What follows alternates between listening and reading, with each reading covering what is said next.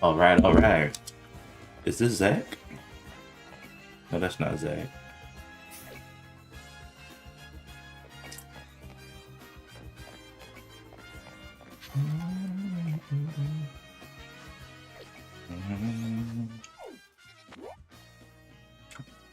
Pavilion. Oh, it's the Ice Cube Pokemon. Or the Snowflake Pokemon, I forgot its name.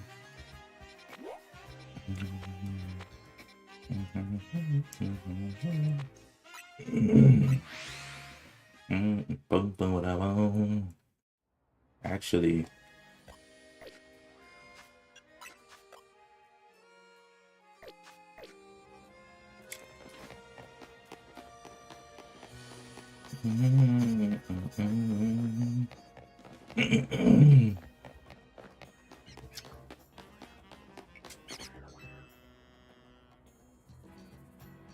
hey trainer, have you ever paid attention to the time it takes for moves to charge up? The longer a move charges up,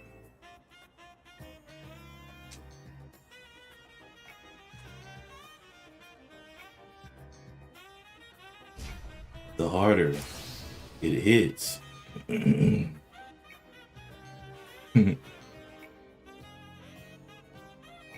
Let's have a Pokemon battle. I'll show you how good a charge up changes things.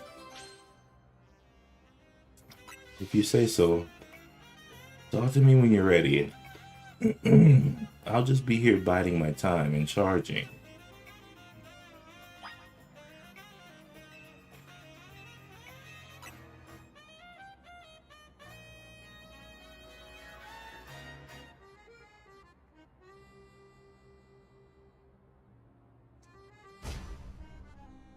Here we go.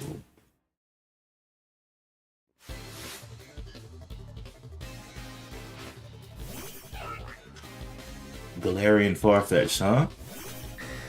Dragonite, you're up, buddy.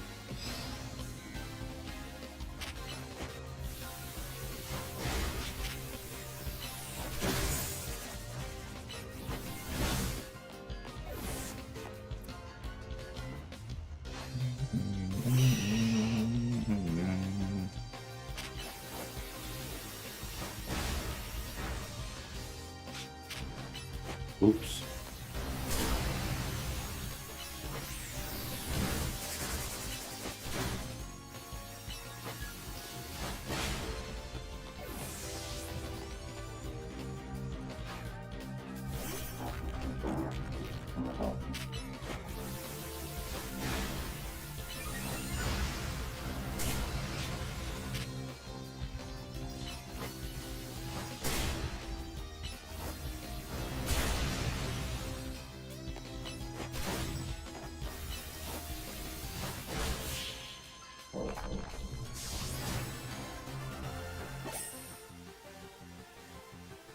I charged and I charged and charged.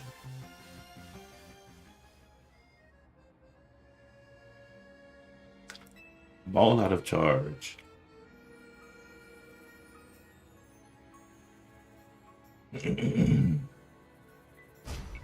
But you, you were good.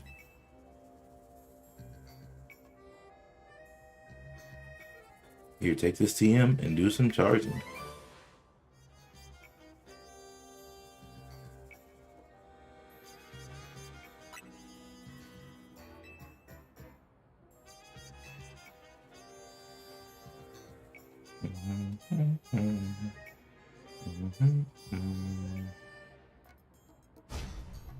Use it good. Make me proud.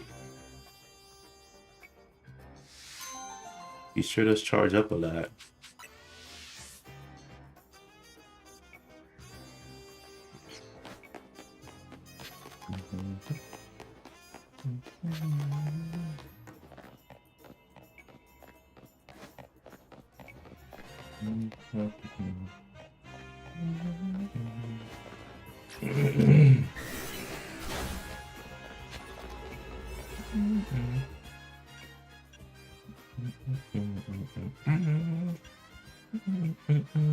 Let's catch this little icy Pokemon here.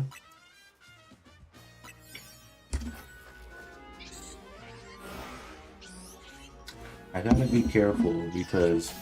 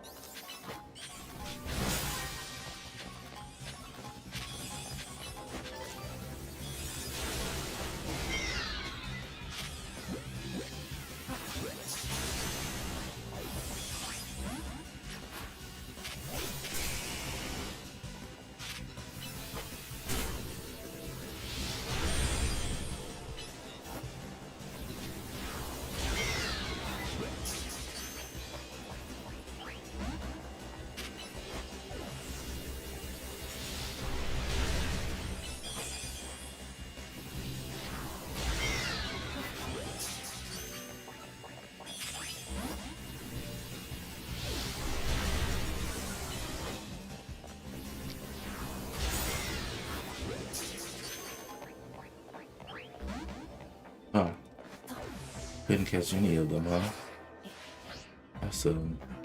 That's unfortunate.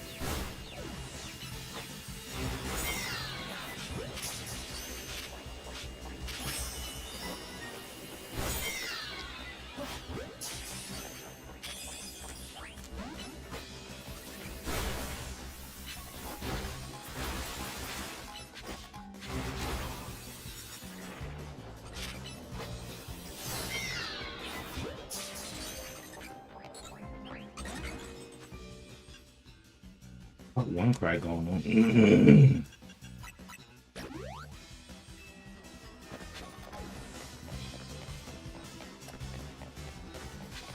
Let's find some more Pokeballs.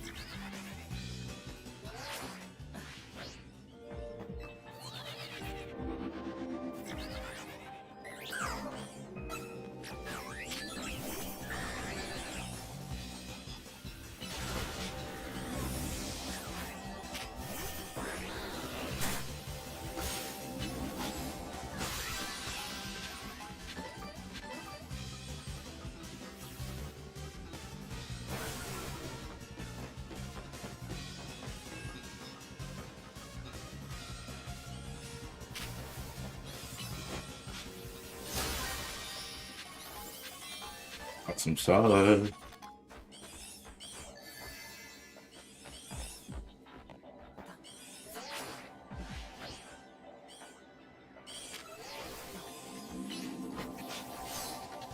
Oh, shoot. Completed all the tasks, but didn't get the golden Pokeball.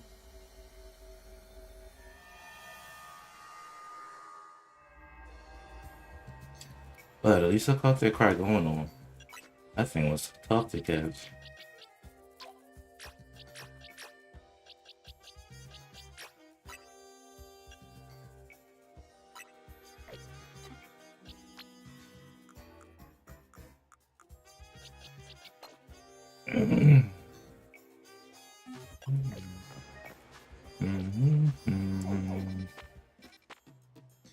Govilian here.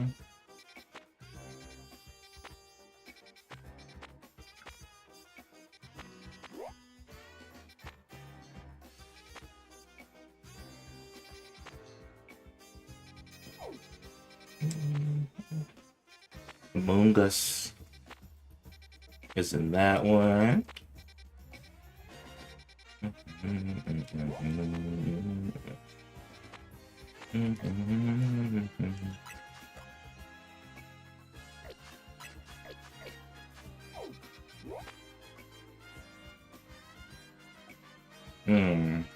Let's go for Scovilian first.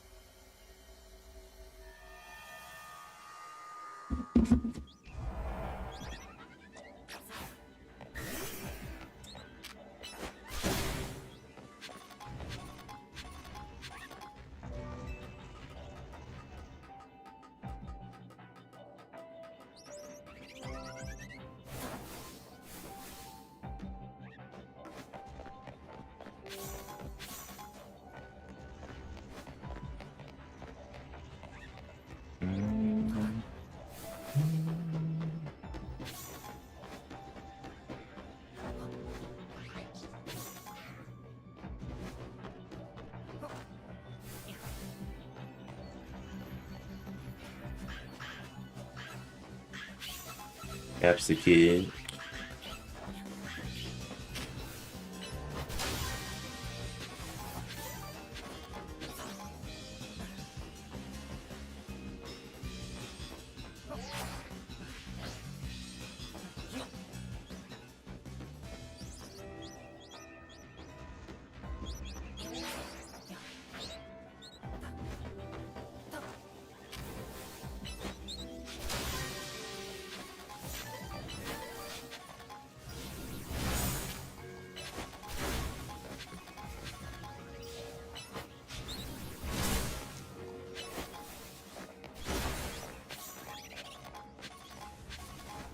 All right.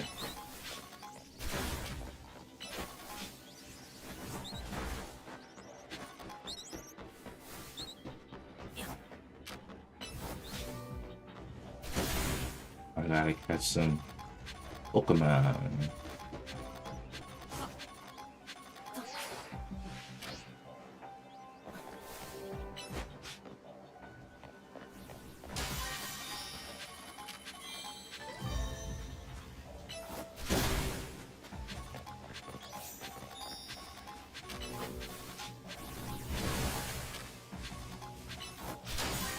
Last thing I gotta do is catch some wild Pokemon. Question is, where are the wild Pokemon? 'Cause I'm not seeing anything.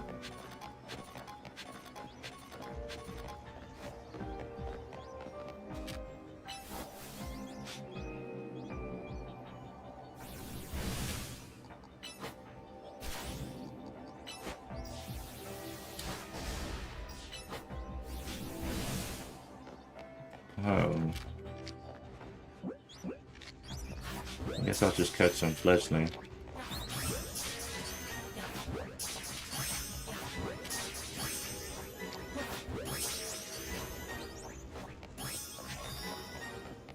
Awesome sauce. So now,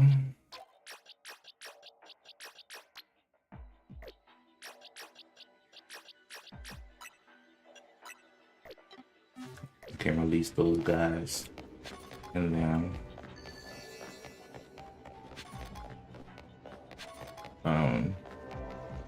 try to find that golden Pokeball. Where is it? Where's the golden Pokeball?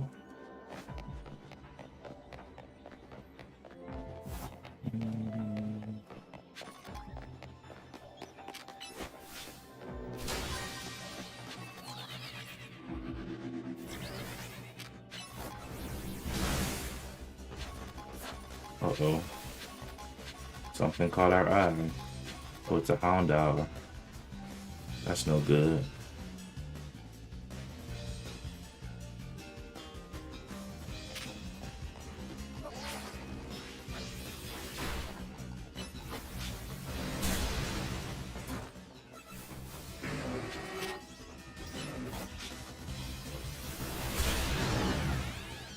Take that. All right. There's the golden Pokeball. The only problem is I'm looking for a Scovillion now. I just can't find them.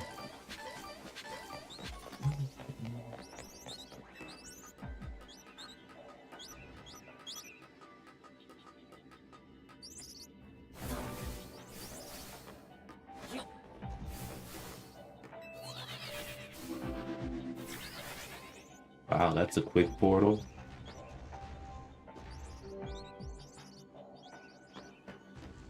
This is very odd. I only see Fletchling, and there's a Fletchinder, but I mean, where are the other Pokemon?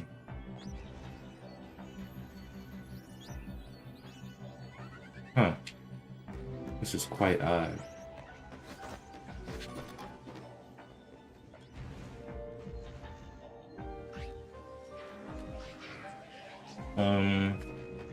He hasn't gotten stuck on anything, but sometimes, oh, there it is. Some of the inputs could be a little weird, for lack of a better term.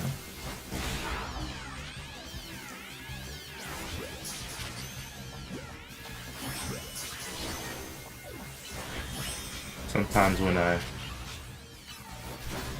do the inputs,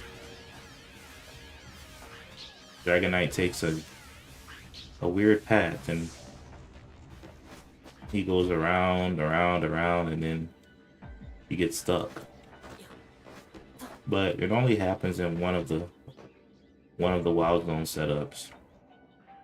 Other than that, he just flies around, and if he gets stuck behind anything like on his own, I can just return him and then send him out. It's kind of what I would do. It's only happened a couple times, but it's always in the very specific zone.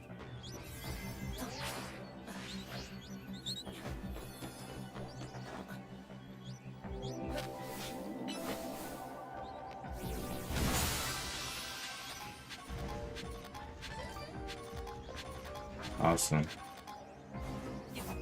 So it looks like we got everything we needed. I'm gonna go ahead and exit this wild zone here.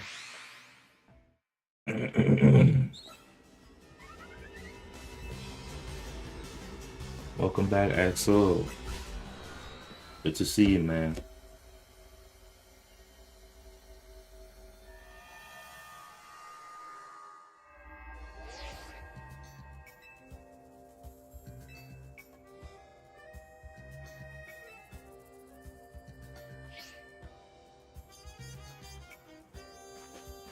awesome.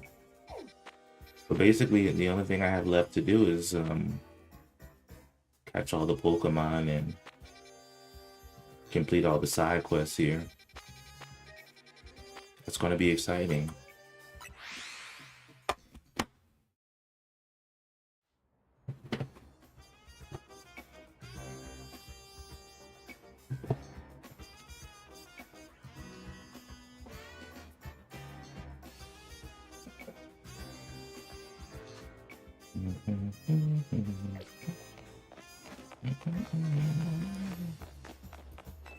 All right. So let's see what the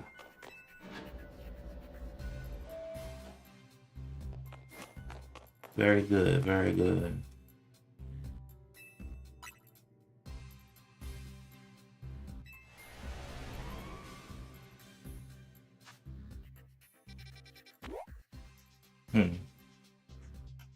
It's a level 5 hyperspace zone. You got some crazy Pokemon in it. Should be good to train in, or you know, to get some points in. So I'll do that one later.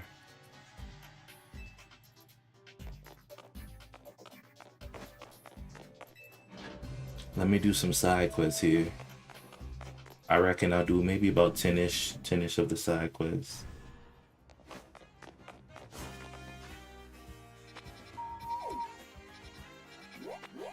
There's a side quest right in front of the train station. It's been a while since I've been to the train station.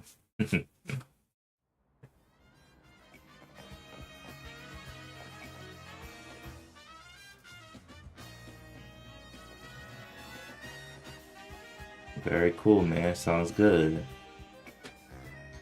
Hey, sorry to spring this on you, but I need help finding someone. I'm looking for a trainer who uses dragon types, and whose partner is Dragalge. This person is tall, has green hair, and probably looks pretty wild and tough like a street fighter. If you know anyone who fits that description, please let me know. I think she's talking about LeBane. Hey Shannon, yes, I remember you. Good to see you. You said it travels in packs? That's really cool.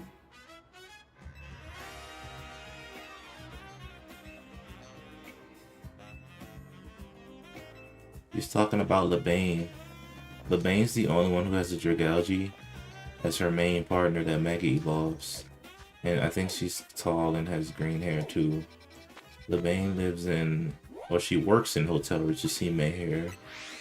So hopefully we could find her.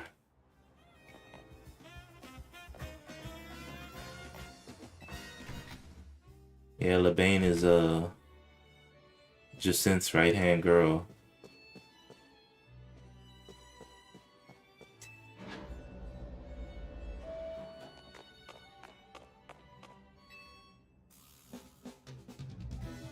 What do you want?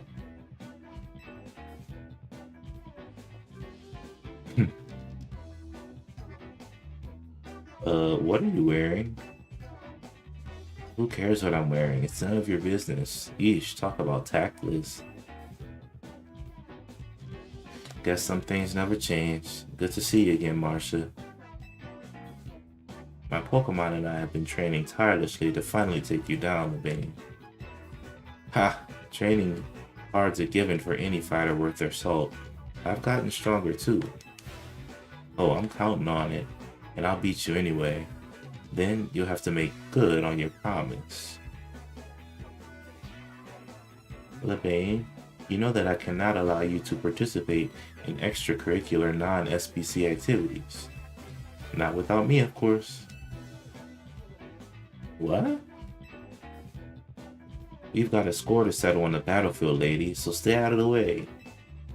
If you wish to battle LeBane, you will need my permission to do so. You have but one option. Team up with Shane and battle us together. Really? Wow, that battle started quick.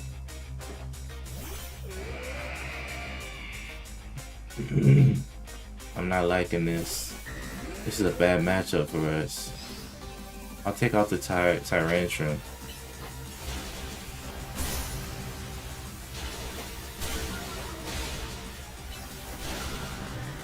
Ooh, where does that come from?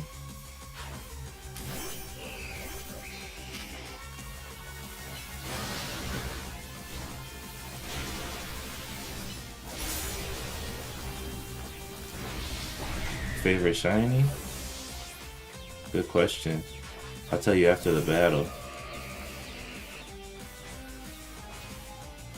Time for our secret weapon. Mega Evolve so we can drag these two, Dragalge. She is pretty crazy when she battles.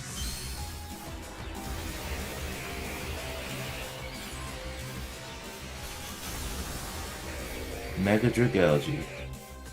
Totally not a good matchup for us.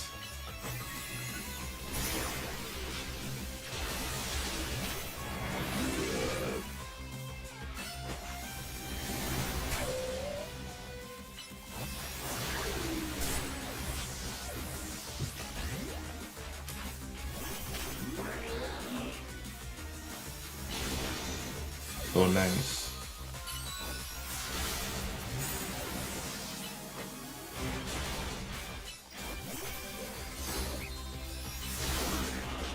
Ooh.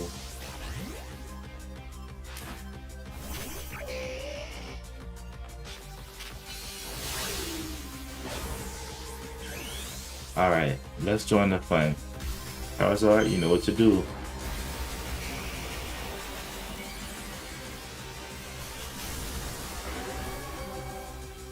Alright.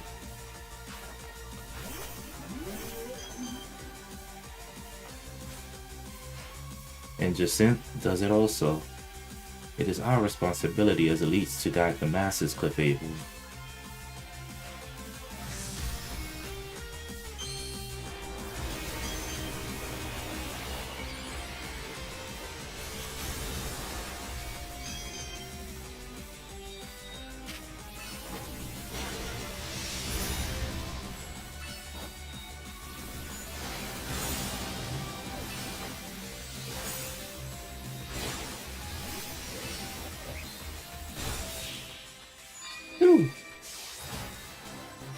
Finally took her out.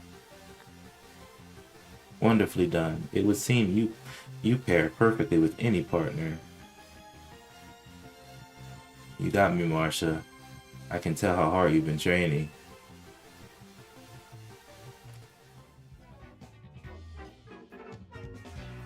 You weren't kidding about all that training, huh?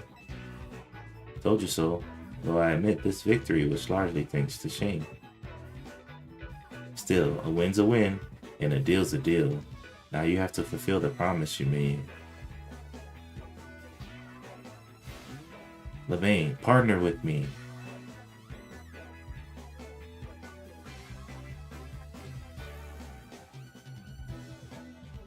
Yeah, about that.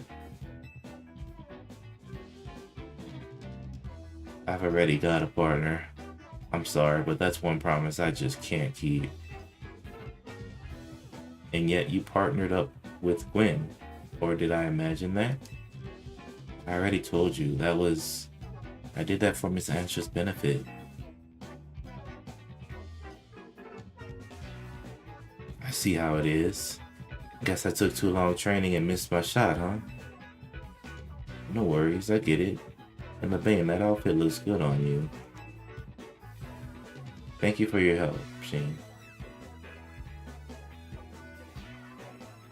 Now then, where am I gonna find a good partner?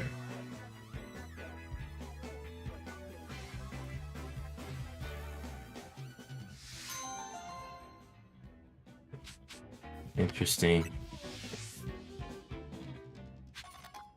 Oh, that was quite a battle. My favorite shiny that I have is probably, let's go to my shiny box. It's probably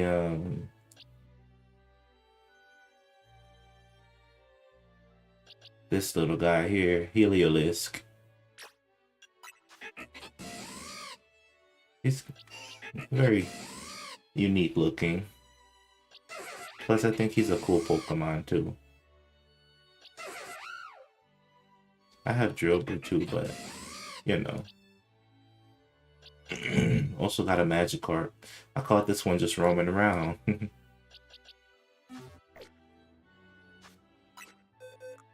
Such is life as a Pokemon trainer, huh? Alright, so let's see. What's next on the list of things to do?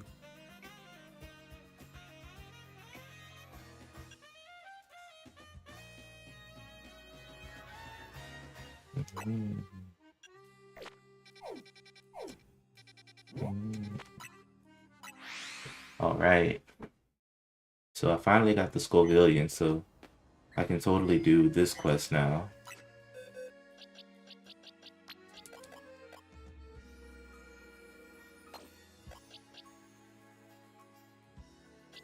I wonder though, what level does he learn spicy extracts?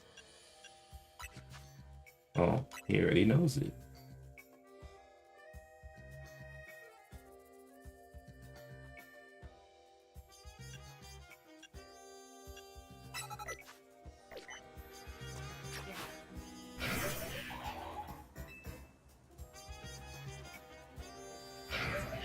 Yes, that's a Scovillion for sure.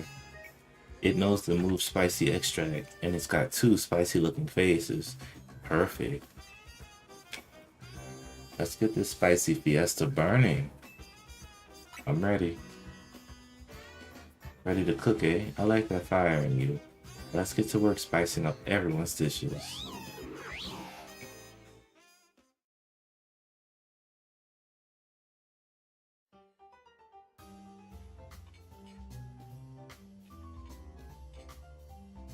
Spice Maniacs, your long wait is now over. It's time to you get to enjoy dishes made for the Spice Lovers, by the Spice Lovers, with the spiciest love. Let the Spice Fiesta begin. Spice! If you'd be so kind, Shane, please unleash your spicy extract on all our customers' dishes. Really, dude? You wanna make me do that?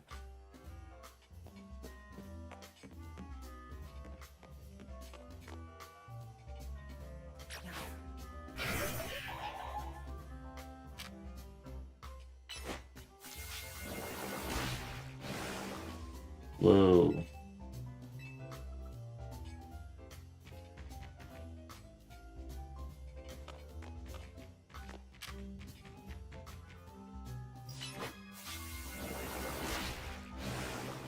That's some spice.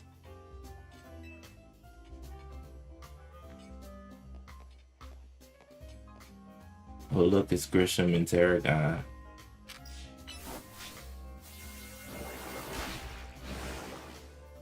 The stimulating kick of that extract certainly has me feeling spicier. That's a kick in the head.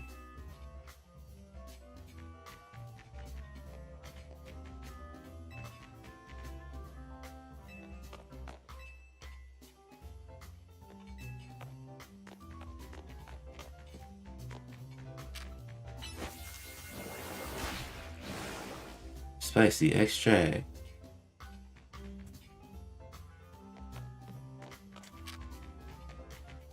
Dang, dude, he's gonna make me go around the whole restaurant and do this?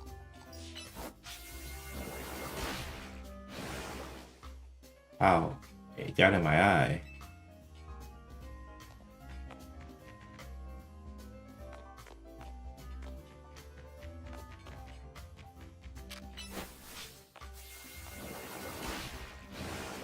Yes, this is it. This is it. Let me hit this side.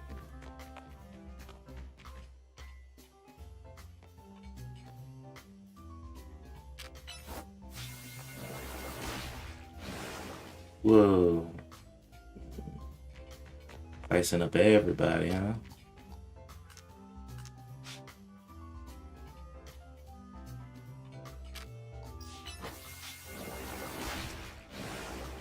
It's so hot.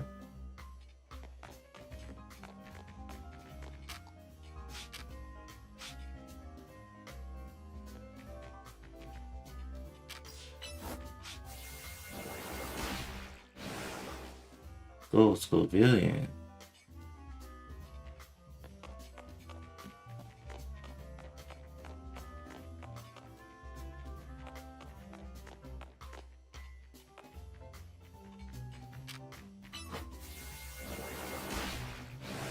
With a fiery move, it's off the scale.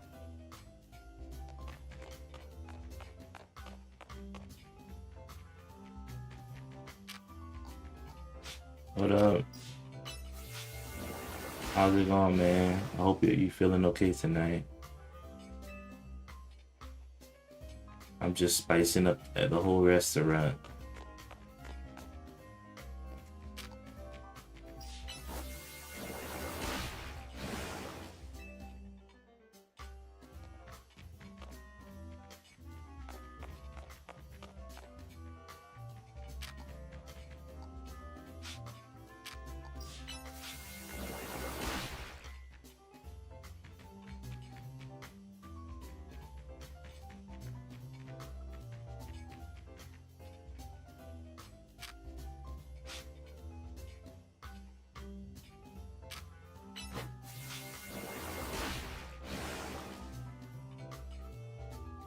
How you guys doing? Yeah. I remember. I know your bike, man.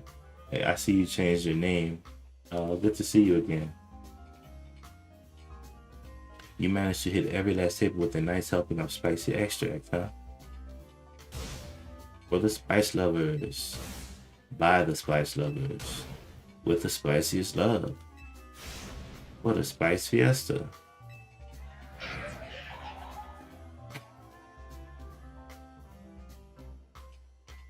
You know, I do still want to earn our third star, but seeing everyone excited and smiling today was plenty rewarding on its own. None of it would have been possible without you and Scovilian. Our spicy fiesta was a smashing success. Thank you so much for helping out.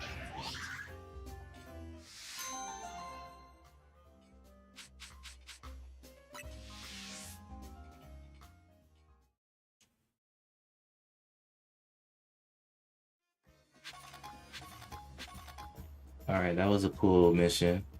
Kinda odd, but it was pretty interesting.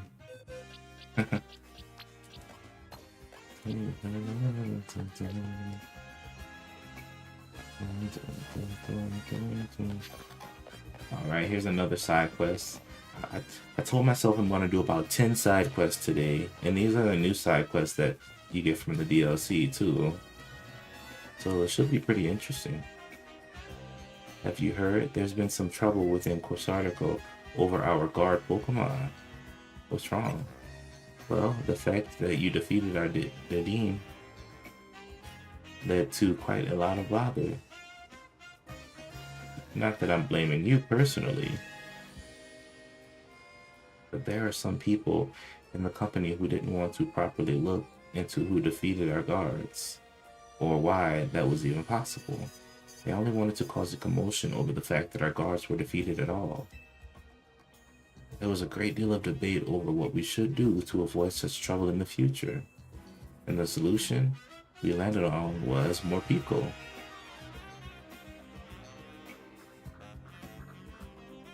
Oh, look how cute.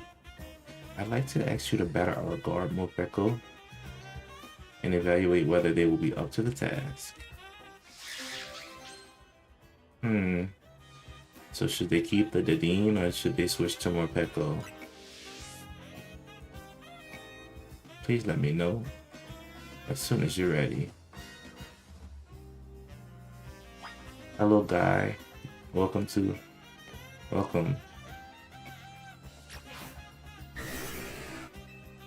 Are you willing to battle our Morpeko guards? I'll do it. These guys are going down. If you'd be so kind, then. You got into a battle with the guard Morpeko. Dragonite, you're up.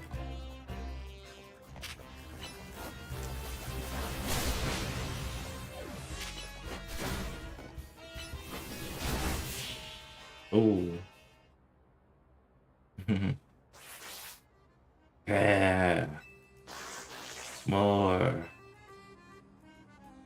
Oh no. The Morpeko have worked up an appetite battling, and now they've given in to their darker natures. This won't work at all.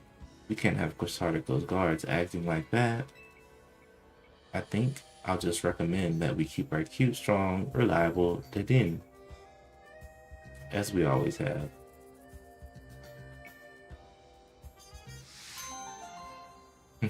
Well, it was fun to battle those guys. Oh, you can't get the Darkrai donut?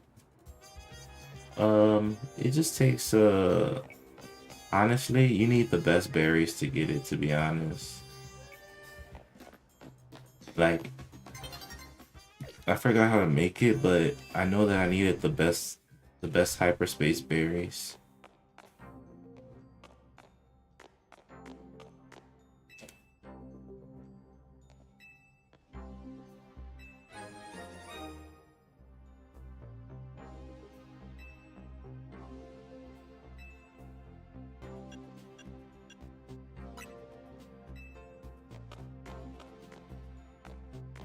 I'll show you the kind of berries you need later, in a minute. Jane, I stand before you today with the most desperate request, and I'm afraid it is a personal one. You see, I must get a certain Pokemon for my daughter's birthday.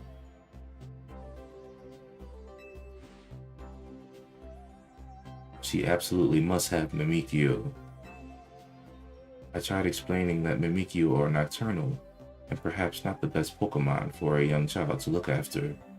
She replied that if I did not get her one, she would insist I give back my precious hair tie. Yes, this hair tie is in fact a gift from my daughter. She crafted it by hand, felting Marit wool to create an adorable work of art. It is what people know me by. It has become part of my very identity. And I'd have her take it back. You know, that little bow tie thing, this one, the bottom one looks like Pancham, and then the top one looks like Baniri. It's actually kind of funny. Unfortunately, Mimikyu are not found in Kalos region, but perhaps in Hyperspace Lumios, you might just be able to find one there. If you do find a Mimikyu, please, would you catch it and allow me to gift it to my daughter? Sure. Hey, thanks for the sub, and I can tell you how to get some rare berries. Now, the best way to get rare berries... Where's my Mimikyu?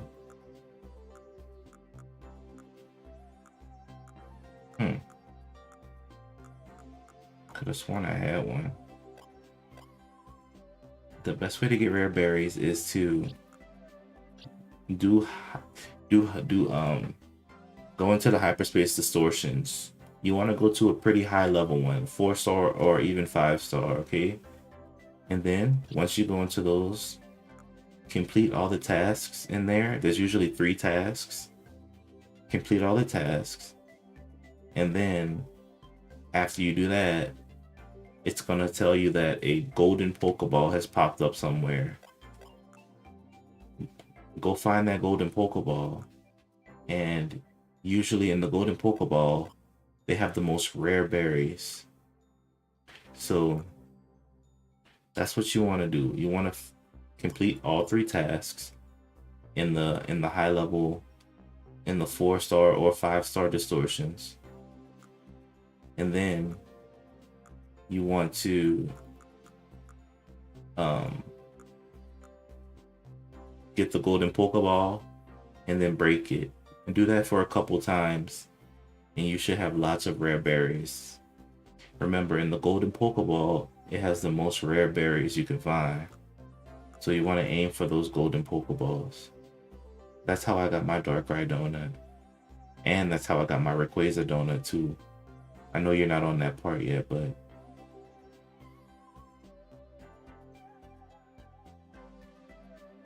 Maybe next stream you can shiny hunt. Oh yeah, that'll be quite a stream. I was just trying to complete all the side quests. I could have sworn I had another Mimikyu. What happened to it? Well, let's search for it. Mimikyu is very tight and also ghost tight.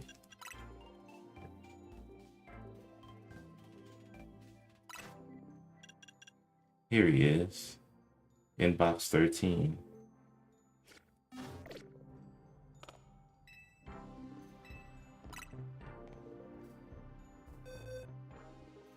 I only have one left, so I hope I catch another one.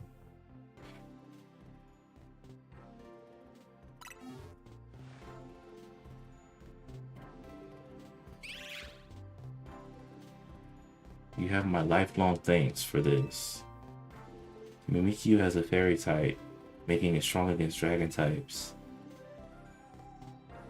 Perhaps someday my daughter will also grow into a fine trainer and challenge me and my grandpa.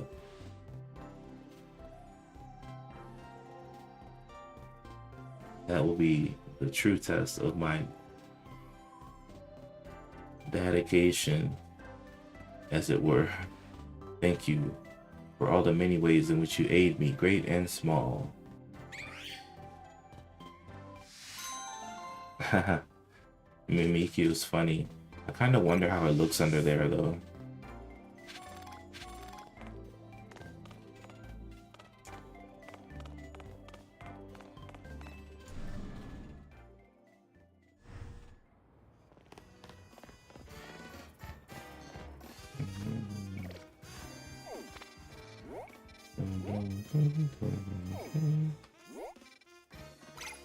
I'm just doing side quest after side quest because they usually give you pretty good loot.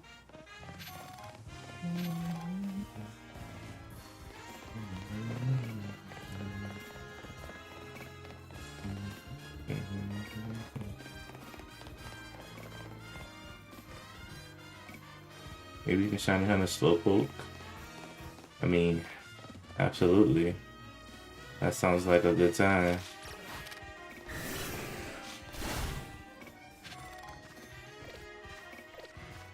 The slowpoke are found mainly. It's gonna be hard to shiny hunt if. Oh man, there's a lot going on. It'll be hard to shiny hunt if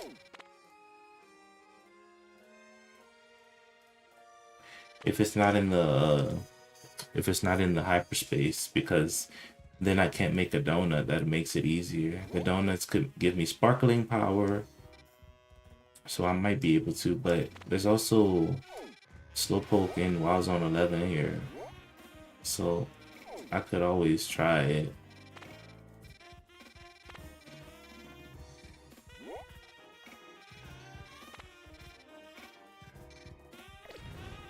I think I should be able to get to the roof. This is a tough Wild Zone. I think there's a... Oh god.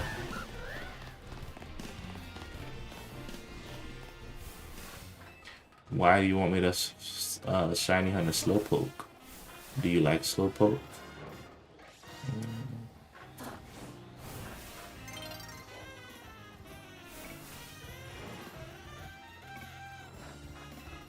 Oh snap, it's almost morning time. That means all the hyperspace distortions will change.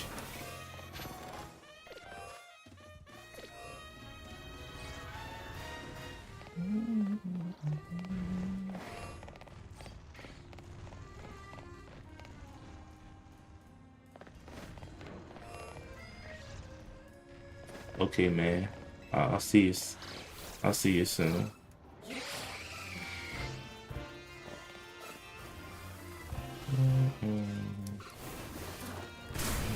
Oh snap.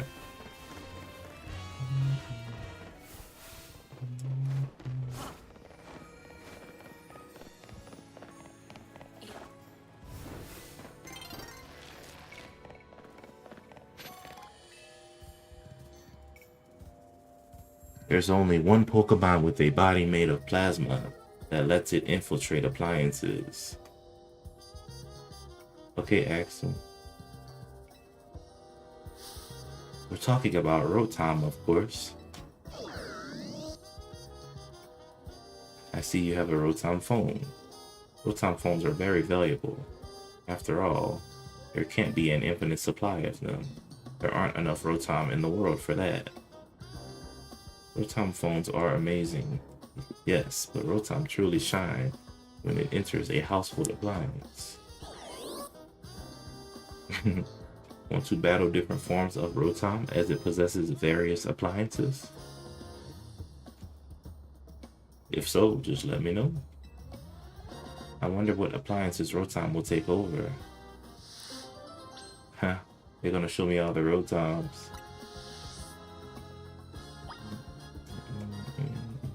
Are you ready to battle against Rotom's different forms?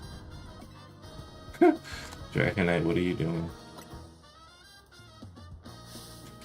Presenting the amazing, awe-inspiring Rotom. Watch as it inspires all sorts of appliances.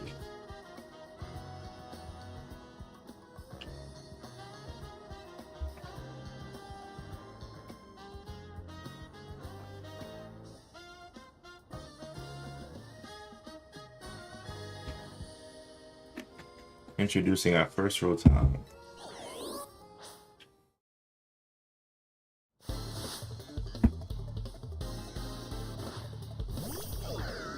Rotom Oven.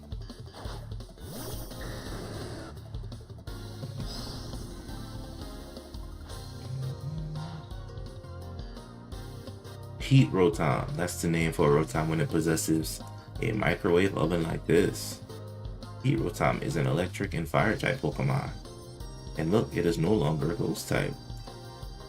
In this form, it can learn the move Overheat. If Heat Rotom's happy, your food will come out crisp and juicy. If not, I hope you like it burnt. In this Pokemon battle, I'll be showing you the best Rotom has to offer.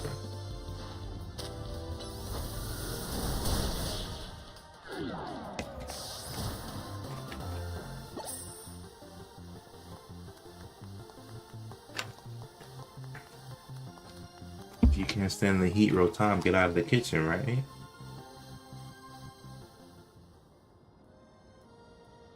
Did you feel the heat from Heat Rotom? Next, Wash Rotom. That's what we call a Rotom that possesses a washing machine.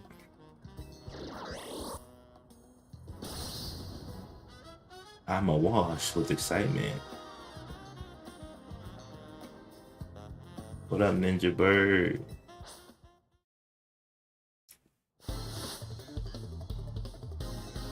They keep showing us all the Rotom. Ooh, Wash Rotom.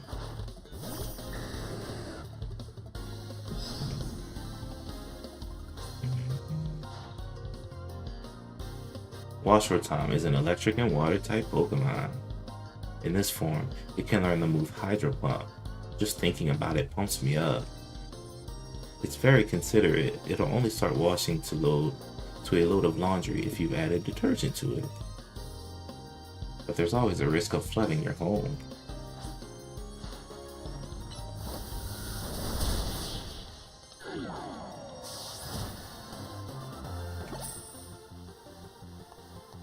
Wash Rotom got totally washed out.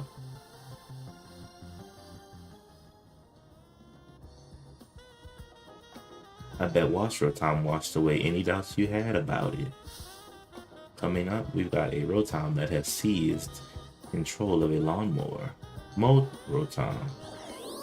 Oh, this is the grass one. This is the moment we've all been waiting for. I think there's 5 different Rotom.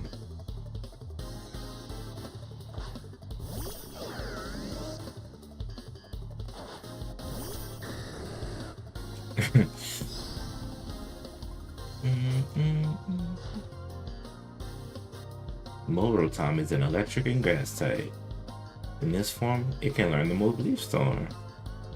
The only question is whether you have a big lawn enough for it to mow. It swaggers around as it scatters grass clippings everywhere. What a mischief maker.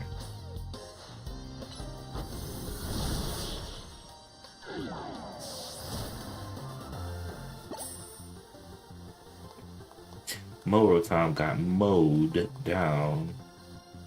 That's unfortunate.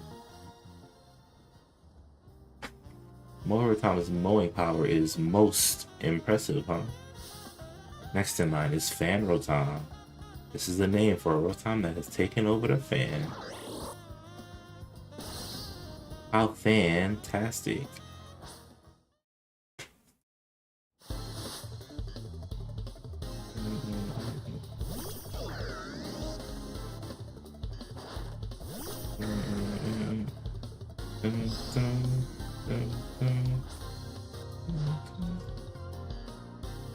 Fan Rotom is an electric and flying type.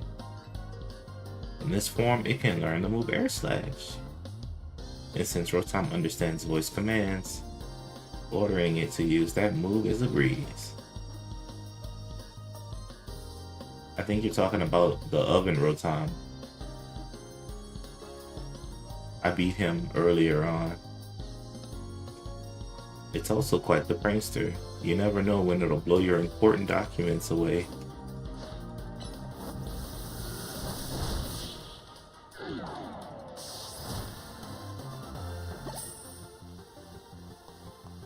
Oh, I was a fan. I was Fan Rotom's biggest fan.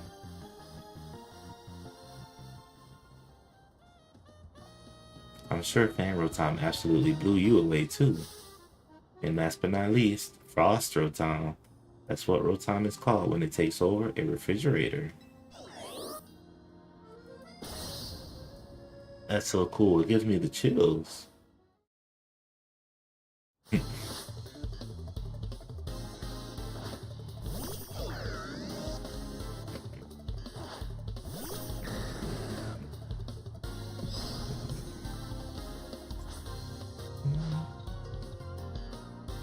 Frost Rotom is an electric and ice type.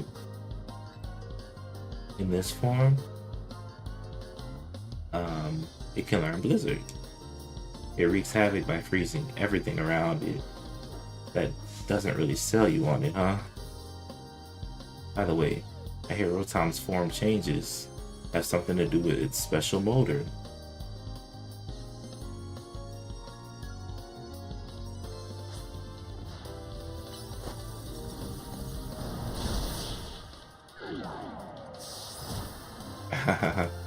Yeah. I lost my cool, so I can't think of any puns.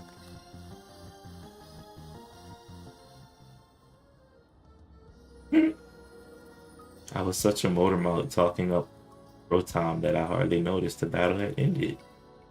In the Galar region, you can find Rotom hard at work as Drone Rotom and Rotom bikes too. But remember, Rotom is a prankster to the core. Rotom's antics, while it's inhabiting an appliance, can be difficult to keep under control. A trainer like you would probably have no trouble mastering all forms in battle though. That's why we're happy to present you with a catalog you can use to change Rotom's form. Cool.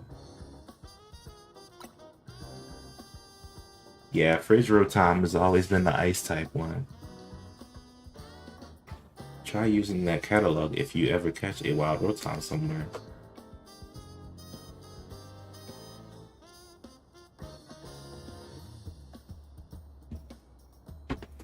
I'm sure Rotom will take on even more forms as new devices and appliances are invented. And that would be really cool. In other words, Rotom's possibilities are endless. Infinite Rotom. What an inspiriting idea. That would be cool to have more forms of Rotom, right?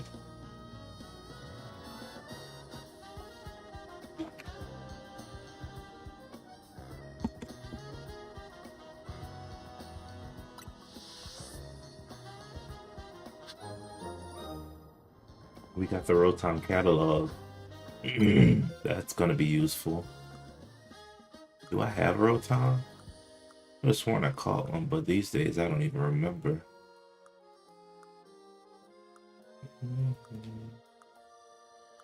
I doubt it. Or Tom Trash. That's a good idea. But I think he only inhabits electrical appliances. So unless it's a smart trash can. What up, Nice Visions? Thanks for asking the question, man. I think for this game I've just about completed it and finished it.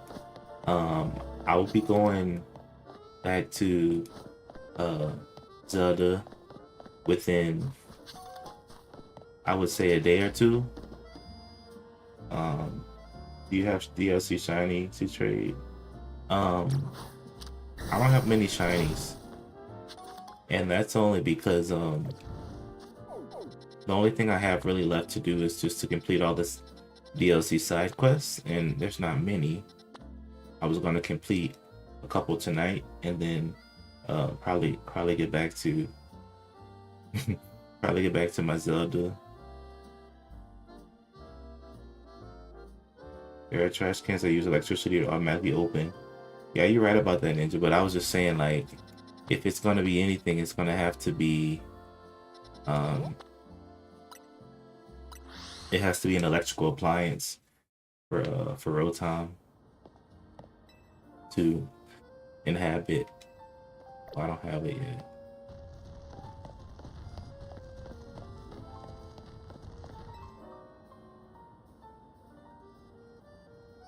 You have a Virizion shiny?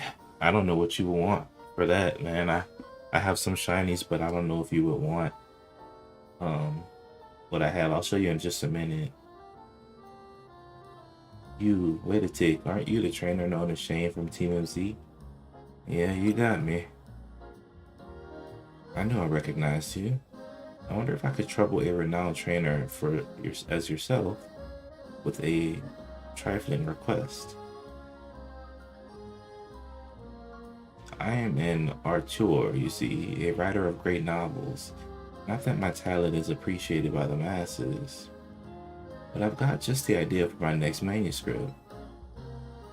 The only element I lack is the dramatis personae.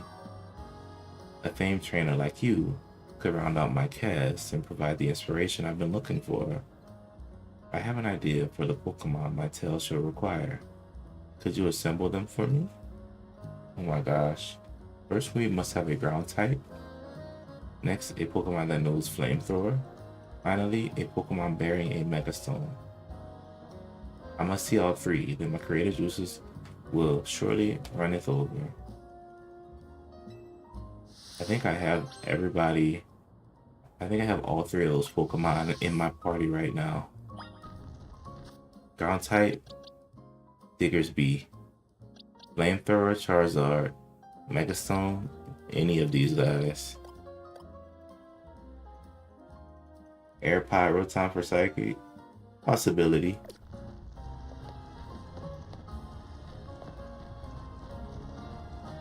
But the possibilities are endless, you know? So many types.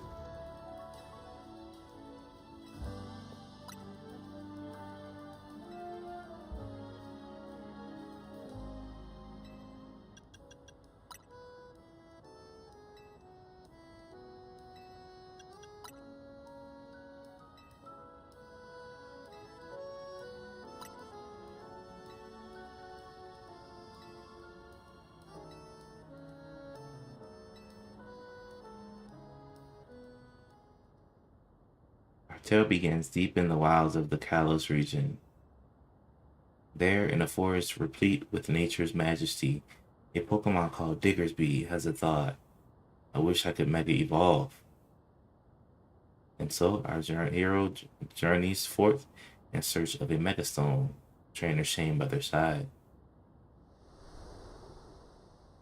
They arrive at the Tower of Mastery, where they meet Dragonite, carrying the very same Megastone they sought, no less. Defeat me in true battle, their foe declares, and I shall allow you to take this Megastone with you. Accepting the challenge, Diggersby sends out Shane to do battle. Just then, another rival from the stone swoops in out of nowhere. Charizard unleashes Flamethrower in a bid to claim the Mega Stone for itself. Shane leaps in front of Diggersby to protect it from the Flamethrower. He then hurls both Charizard and Dragonite to the Sea Spirit's Den in Kalos' merciless sea.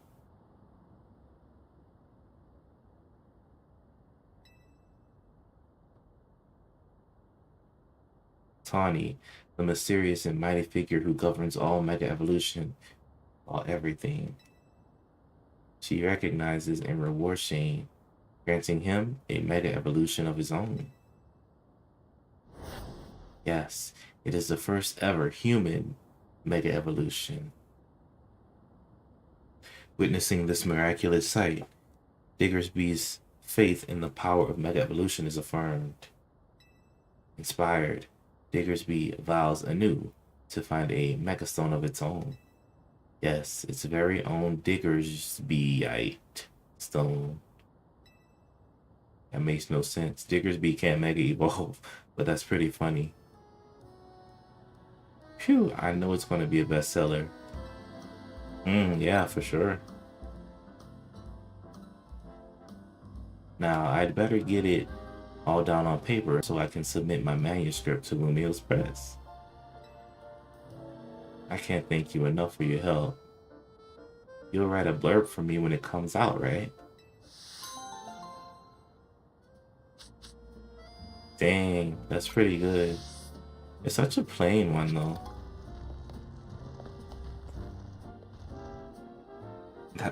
Quite an interesting,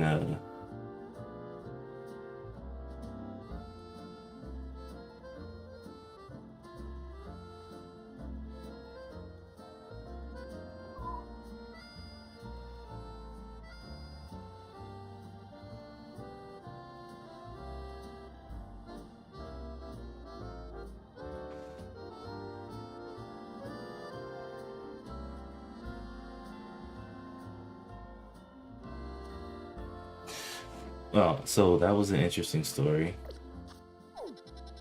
But I think, since we have a long break for Christmas break from like school and everything, I'll be able to finish this game, you know, within a day or two. And then we'll go back to Zelda.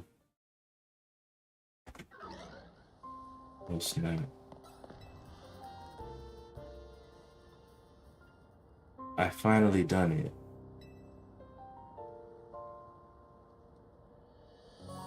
They said it couldn't be done, but I did it. For the sake of our customers, I really went and did it. Oh yeah, the DLC is really good if you love to shiny hunt and if you love to battle because it gives you really a lot of great items to do those things. Plus you get some cool legendaries. So, you know, I think the DLC is super worth it. And you get some new Mega Evolutions too. And you get a cool new quest. And you get to meet Diantha's daughter too. You may know of the ultimate beans we use in our Ultimo coffee, aka the $100,000 brew. Well, I have obtained the ultimate grade of the ultimate beans, the supreme cream of the crop. They can only be harvested in a select area and only a handful are produced at a time. But thanks to the power of Pokemon, I finally got them. The ultimate beans of supreme ultimacy. This is the achievement of a lifetime. Would you like to taste my once-in-a-lifetime brew? Sure.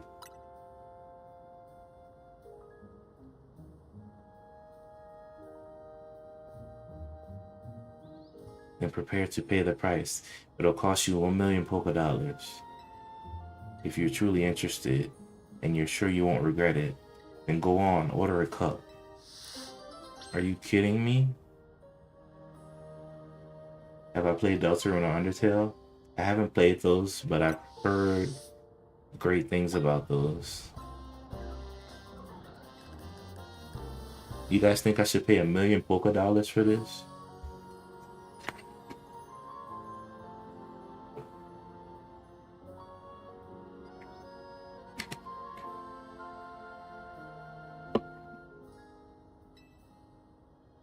Have you come to partake in my ultimate special?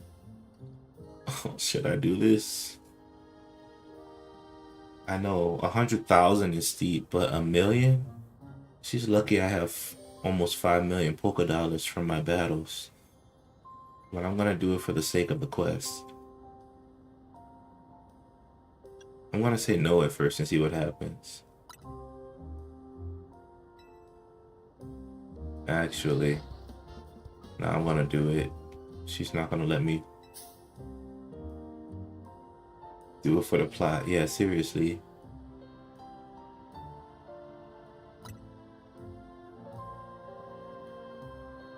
Are you absolutely sure? You really believe you're worthy of a cup of $1 million polka dollar brew? You think this is a good use of all your savings? And you'll be able to appreciate this brew's taste? Oh my gosh, yes. You know what? You know that appreciating such a rare bean is about more than merely tasting the difference. It's about understanding the bean itself, knowing how it was grown, how it was roasted, when, where, and why. And you still insist that you can appreciate $1 million polka dollar cup of coffee? Yep, I do. And you can express the unique notes of such a bean, describe its flavor in your own words? Merely saying that it tastes like $1 million cup of coffee won't cut it. That relates nothing. Nothing at all. Such words are dregs in my mug. You're sure you aren't merely chasing after some shallow desire for notoriety? You aren't here just so you can boast, plebe that you are, that you've tasted $1 million brew? I want to drink the coffee. So you'll fork over $1 million of your hard-earned cash.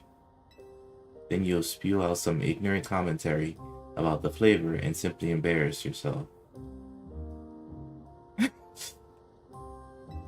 The shame will never leave you.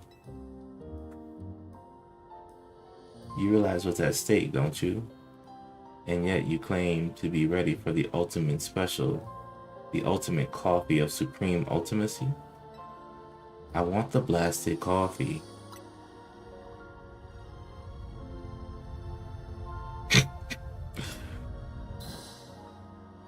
Then allow me to confirm just one last time. You wish to drink a cup of my ultimate special? A brew so rare it can be had but once in a lifetime?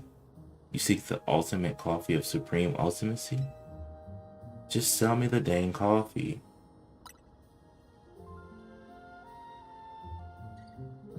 Such determination. Now that is worthy of my once in a lifetime special. That is what deserves a cup of the ultimate coffee of supreme ultimacy. I ask forgiveness for testing your resolve so relentlessly. I will prepare your coffee at once. Please have a seat and relax. Finally.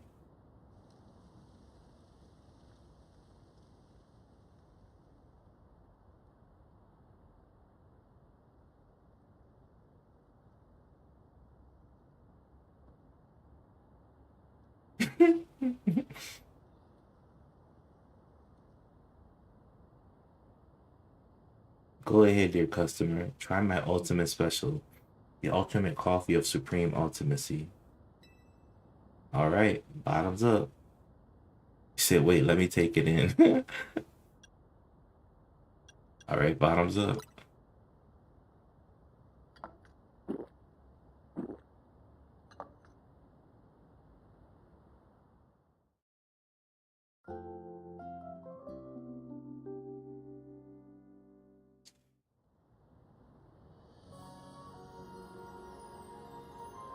That, dear customer, was a cup brewed from the ultimate beans of supreme ultimacy.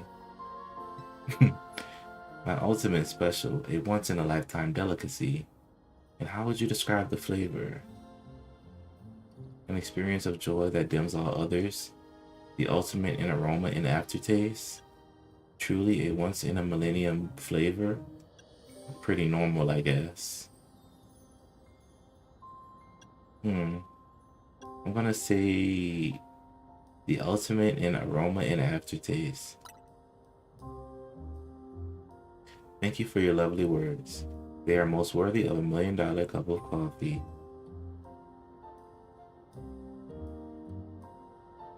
And now the matter of the bill. That will be $1,000,000, please. Oh, I imagine the ultimate beings must be glad to have been consumed by the ultimate trainer. I know if I said it was tasted pretty normal, I just knew she would be mad at me. So I was I didn't want to say it.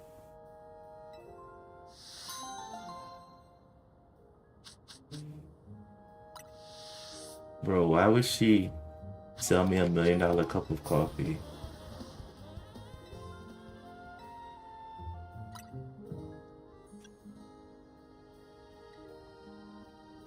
Yeah.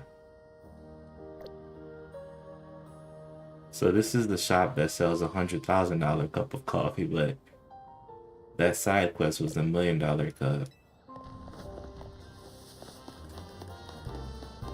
I don't know. Maybe the rewards for that side quest they weren't too good either. So I just assumed that it's the ultimate test of if you can save up enough polka dollars or something like that.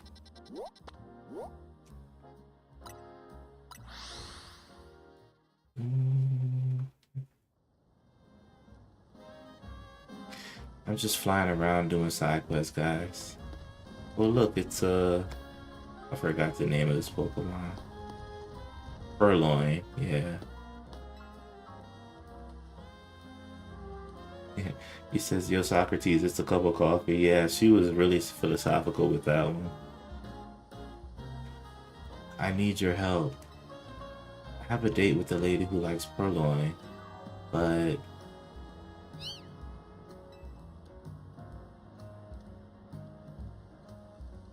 I'm so nervous I don't think I'll be able to carry on a conversation. So I'm asking for your help. Could you please help me talk to her? Please, please? Romance avec Purloin. Let me know when you're ready to help. Please, I really need this. Okay, I will help you with your date, sir. You ready to back me up? You got it. Thank you. My date really likes Purloin. So I went and caught her one for her, but I haven't had time to get to know it. Or Purloin in general. Could you sit nearby and give me some pointers if needed? She'll be here soon. If I can't answer one of her questions, please tell me something good to say. I feel like these side quests are just like chilling around the city.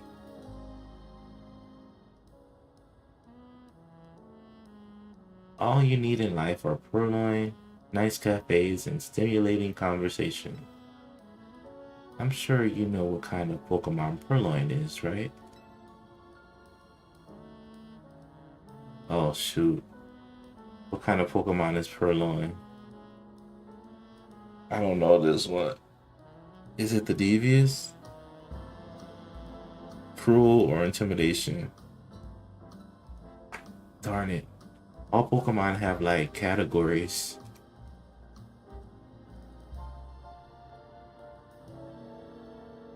Shoot. I'm gonna check to see what. I'm officially married now, bro. Dang, Josh. Congratulations, man. I know you said you were getting married last night. And the day is come and gone. Good for you, man.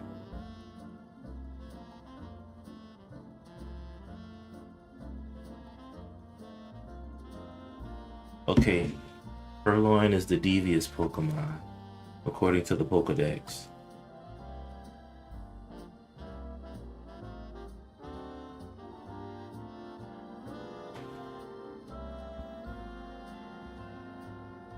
Exactly. Devious describes Purloin perfectly, doesn't it?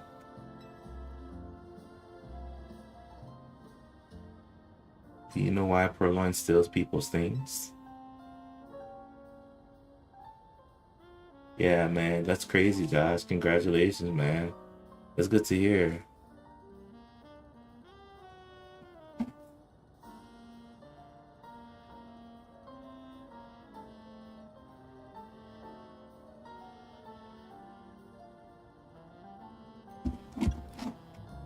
It steals people's things just for fun, according to the Pokedex. I hope this is right.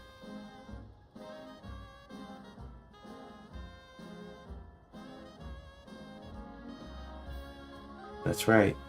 With Purloin, every day is a thrill. You must know the move that Purloin surprisingly can't learn on its own, right? What move can't Purloin learn?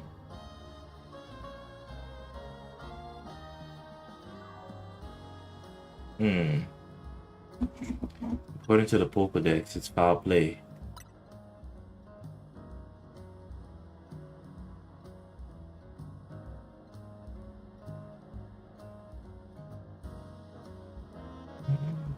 Yup, you would think Purloin would be able to learn that move, but it can't. Funny, isn't it?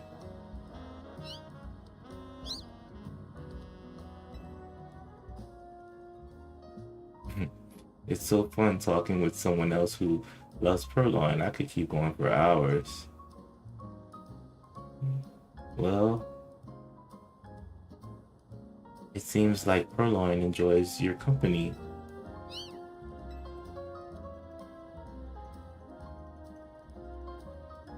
And I've enjoyed your company too. So it'd be great if we could maybe go out again sometime.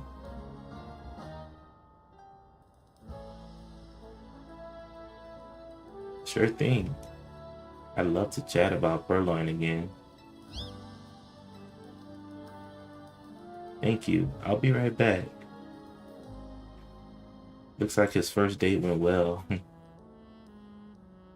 You're a real lifesaver. I had no idea what she was talking about. Thanks to you, I'll be meeting up with her again. I'm forever grateful. Romance avec Purloin is complete. I'll have to say goodbye to her for now. I just hope she doesn't start talking about Purloin again. Dang. Those guys disappeared. I'm happy his day went well.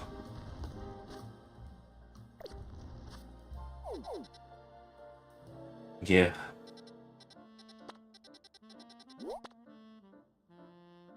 Huh, there's another side quest Equus article.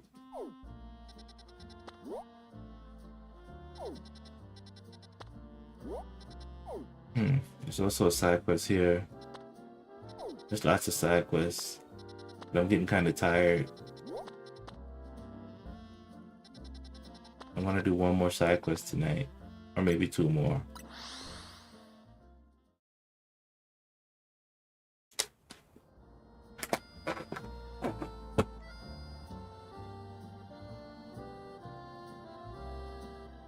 I'm gonna open up my cotton candy.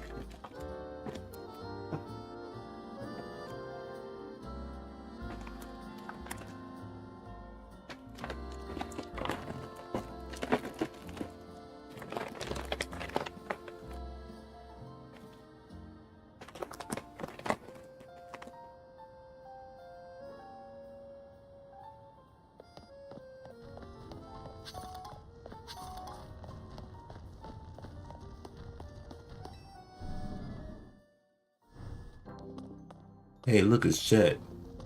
Oh, snap, dude, it's Majarna.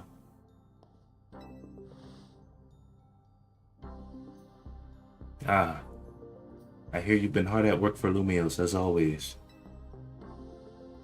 Since you're here, would you care to take a look at this? What is it? This is a Pokemon that was made by human hands some 500 years ago. It's called Magearna. We recovered it during our redevelopment work, but it appears to be in a dormant state. If we want to awaken it, we must find a way to power its internal mechanisms. To do so would require a Megastone specific to Magearna.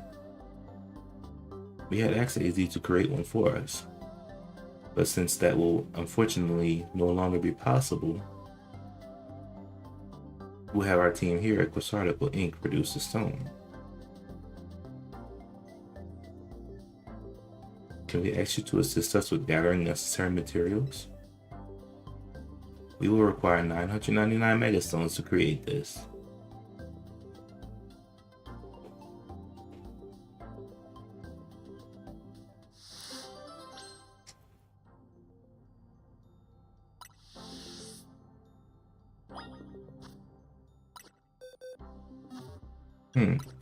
How many Megastones do I have?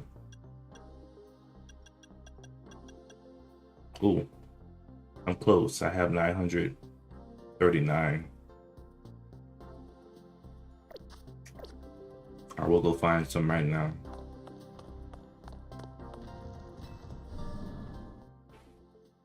Magearna is a mythical Pokemon.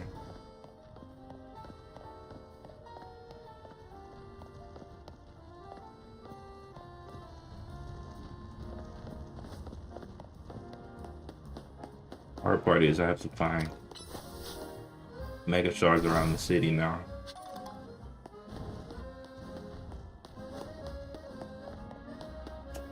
They're easier to find in hyperspace.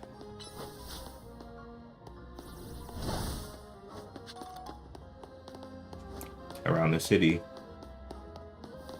you'll find them, but they're pretty spread out.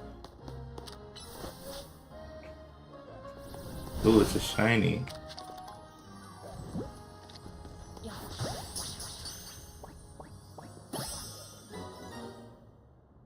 I caught a shiny Trubbish.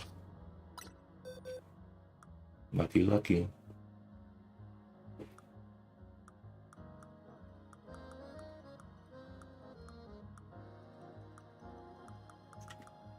Where is it?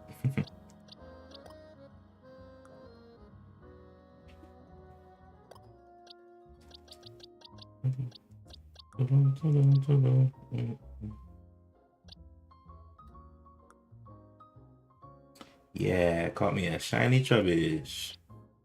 Now if I could only figure out what box he went to.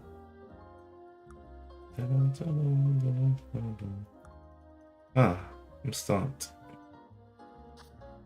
Well, let's search for poison types.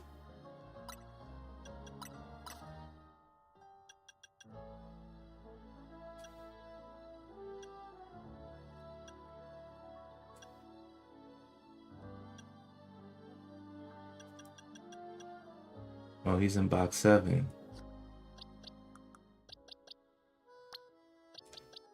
My shiny Trubbish will go with the shiny box, which is box 22 is my shiny box. Cool.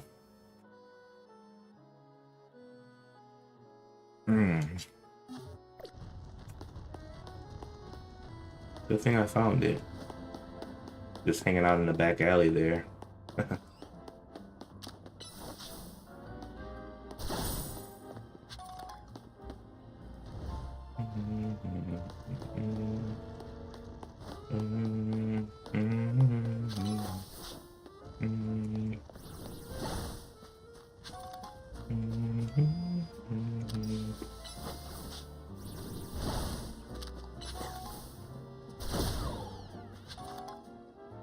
All right, let's see. I need a little bit more Megastones.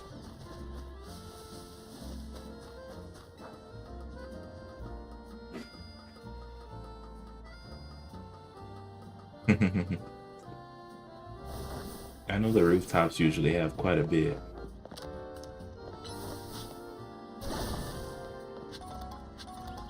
And that should be it right there.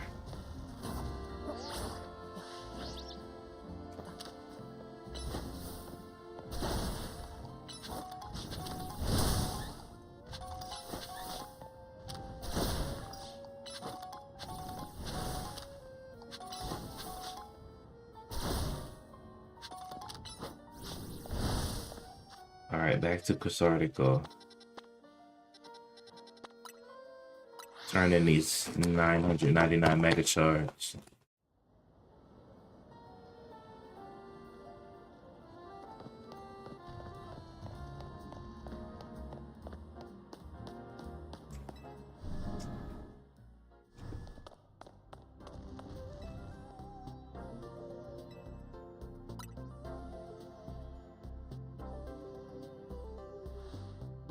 All my mega shards. Thank you for gathering these. We'll have the team get started at once to produce a megastone for Majarna.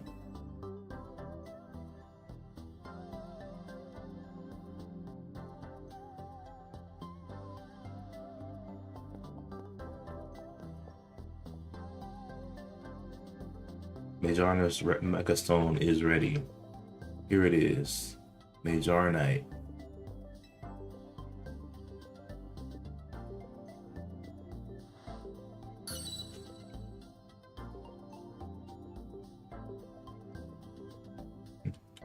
Please see if you can send energy to Majarna using your Mega Ring's keystone.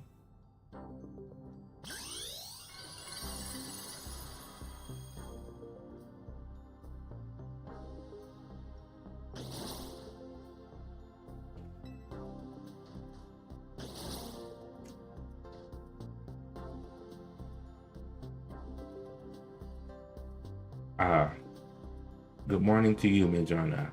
How lovely to see you awake. Truly wonderful.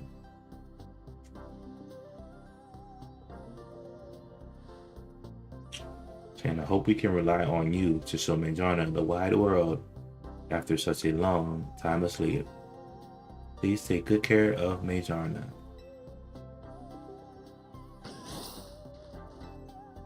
Cool. And take this megastone as well.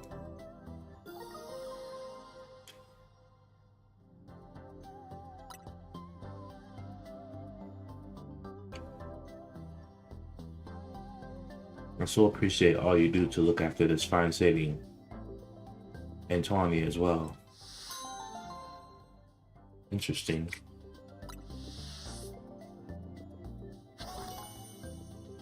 New mythical Pokemon.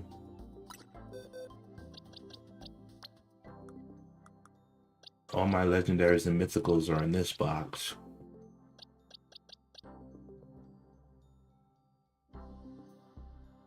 Yeah, Majarna could probably do some good damage.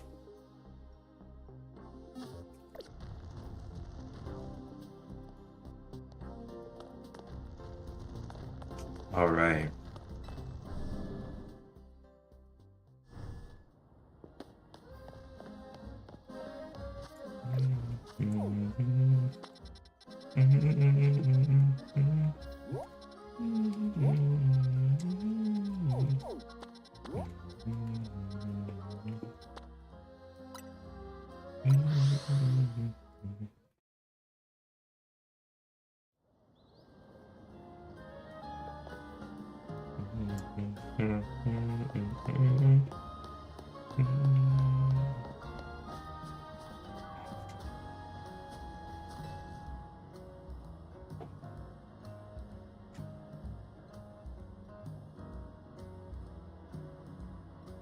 Hey, do you know what all Pokemon battles really hinge on?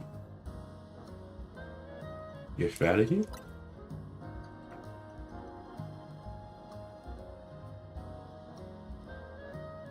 Tuh, like you could have gotten the answer. Listen good, Pokemon battles hinge on sheer speed. You can swoop in on an opponent or dodge it He attack at a key moment if you move fast enough. Me and Cyclizar roll around Lumios every day. We've learned moves that let them roll over opponents even faster. We're the fastest in town, which means you'll never beat us.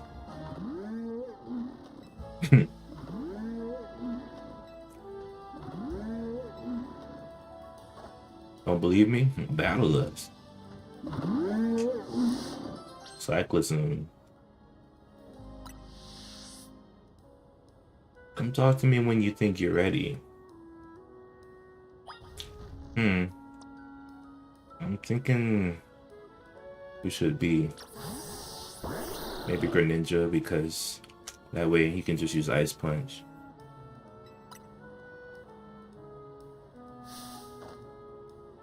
It'd be funny if Cyclizar could Mega Evolve.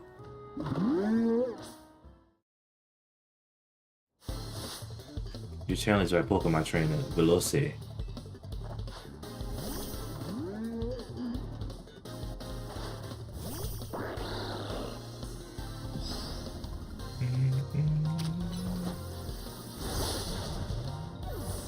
Ooh, it's too easy.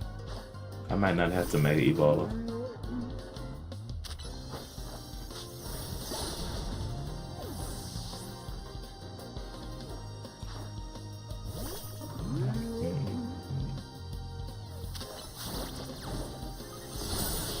Ooh.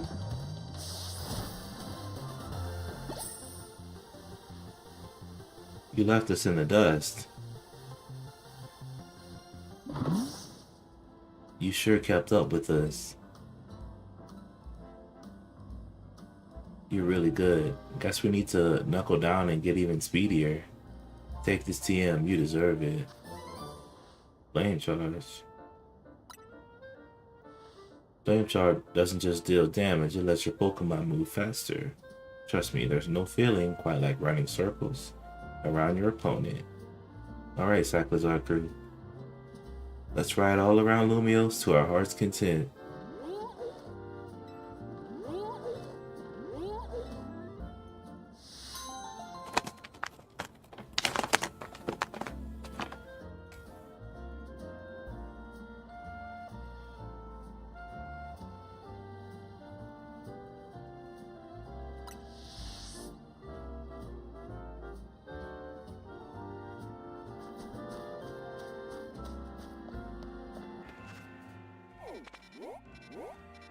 That was a simple quest.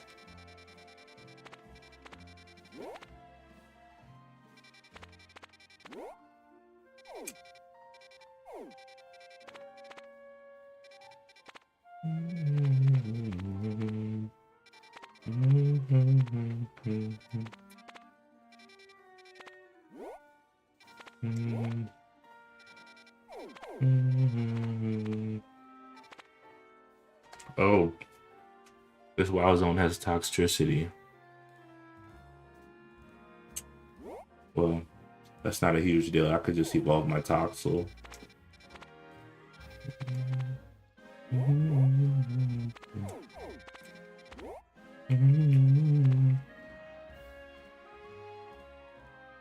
One of your favorites? Yeah.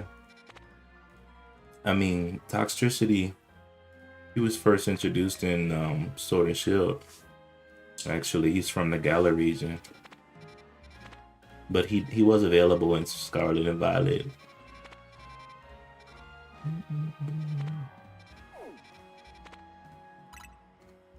Oh, okay. Yeah, he was really unique. Very unique Pokemon. Let's see here.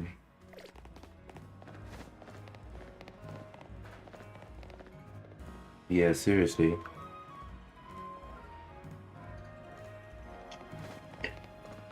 And he had two different forms.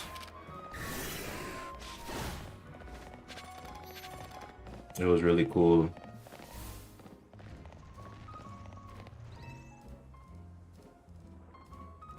Hey there, I'm an indie game dev. Name's Trion. And I'm a real pro when it comes to the Mighty Polygon. You know the Mighty Porygon? Wait, Mighty Porygon or Polygon? Both, kid.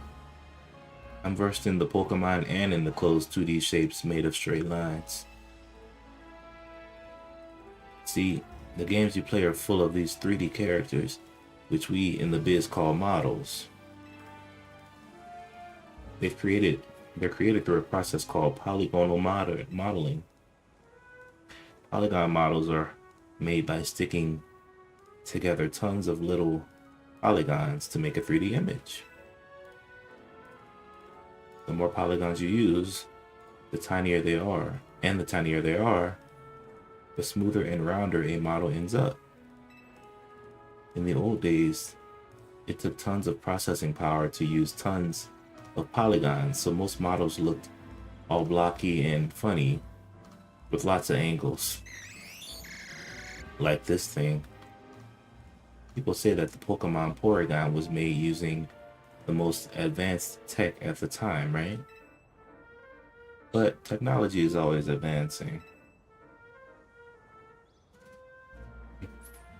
Which brings me to the real reason for my talk. Trade me one of your Porygon for one of mine. Porygon's Polygon count. Wonder why it's normal type though? Yeah, good question. You would think maybe electric or something. But you can argue that it looks so normal that why not be normal, right?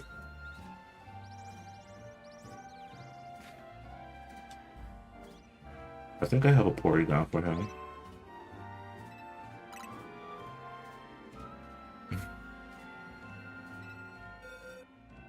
Which one should I give it? But his evolutions are pretty solid though.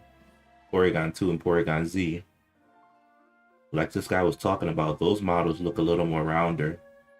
So they use more polygons. Kind of funny he mentioned that though.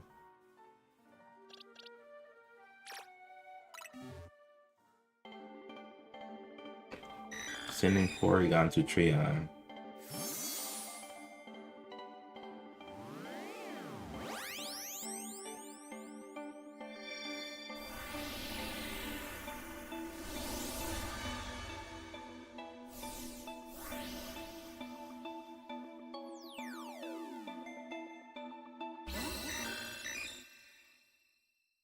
He nicknamed it Alias. Alias.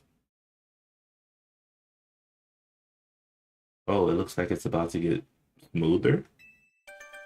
Oh, I forgot.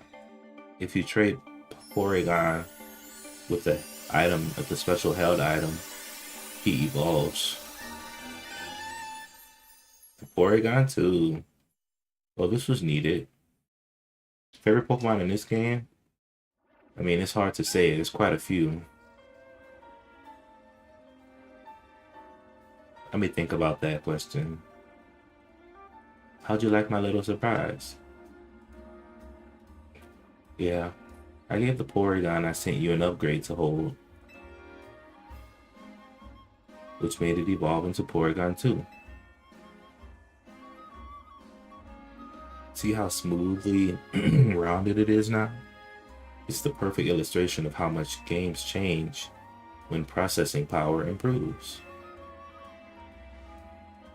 Porygon 2's upgrades include AI, and it was even programmed for planetary development projects. Porygon and its line are a bit of a handful to deal with, but I still can't help but love it.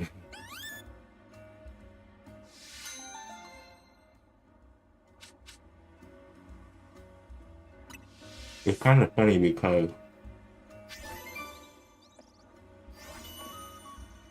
I'm happy I got the Porygon too. Now I don't have to do that trade for. I don't have to actually trade with somebody. I have it now, thankfully. But I think with Porygon 2, he can upgrade to Porygon Z. I forgot the name of the hold item he needs. I think it's like the Dubious Disc or something.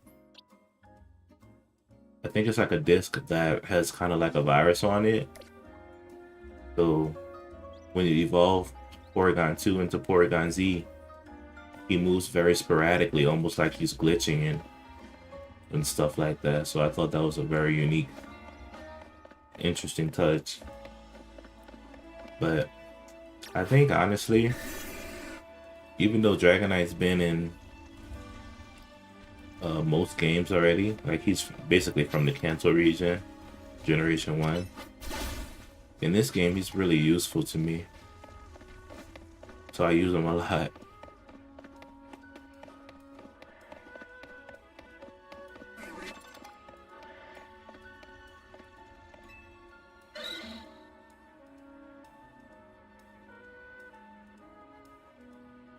Speaking of Wigglytuff's fur, we were speaking.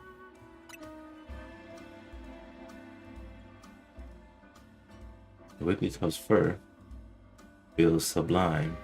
Just one touch and you'll never want to take your hand away. Yeah, Dragonite's really useful. I might give him fly. I just haven't given him any flying type attacks because I think I trained him with other attacks. It's kind of working out so far.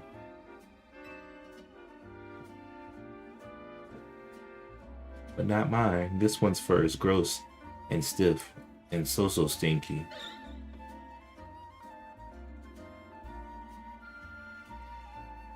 The problem is that my Wigglytuff hates showers like nobody's business. So I've come up with a little plan.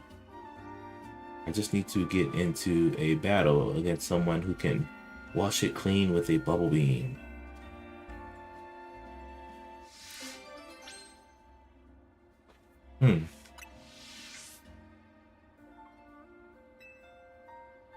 Maybe Greninja? But Greninja is... he's a dark type, and Wigglytuff's a fairy type. Completely could destroy my Greninja.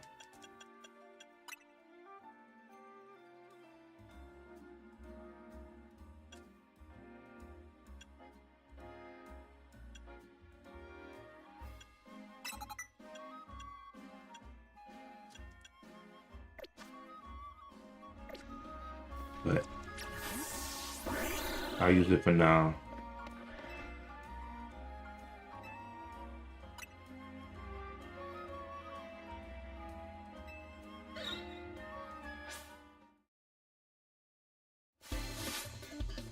You're challenged by Beyond the Rich Boy. Greninja, let's get this thing squeaky clean.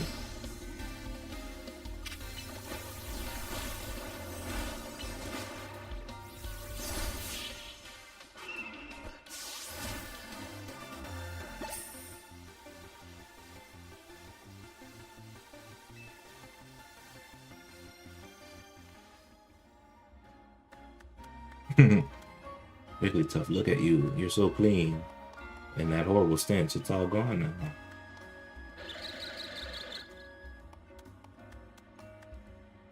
You'll take regular showers from now on, right? So we don't have to do this again?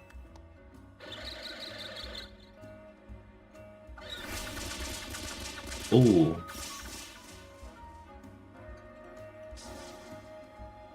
Wigglytuff used a fearsome slap and then floated away.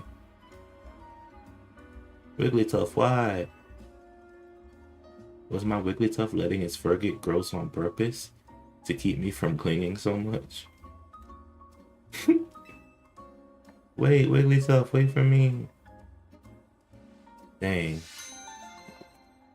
Yeah, that is a turn of events. Very interesting.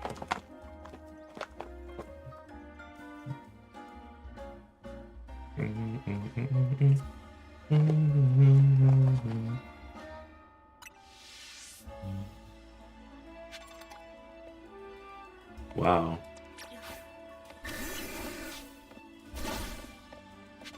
Wow, wow, wow.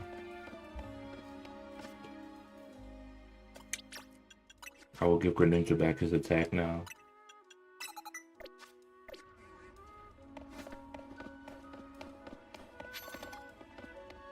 Awesome. Okay, cool.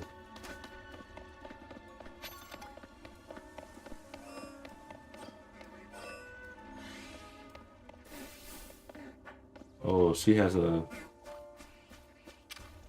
What is this thing called again? Forgot the name of that thing. Archabax? No, that's his evolved form. Frigibax, yeah. Ah. Wait, I know you. Shane, right? What do you want? Why are you talking to me? You got a request from me?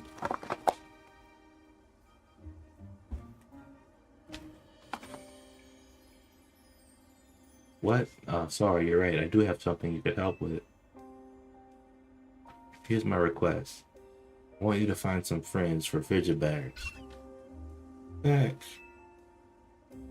I got this frigid bags from my sister who studied abroad in Paldea, but it's just so shy. I wish I could help it be more outgoing, but I'm not exactly a social butterfree myself.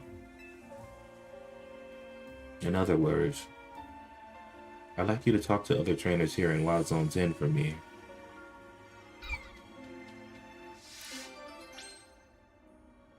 This is weird.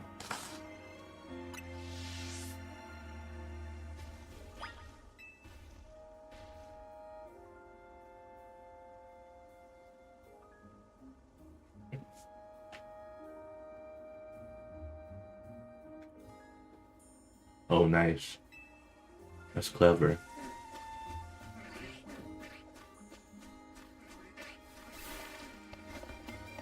Ah, run away, run away, run away.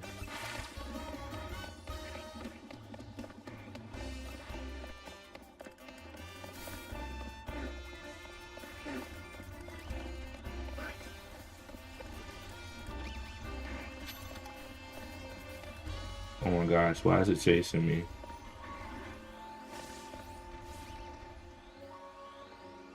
Okay, good.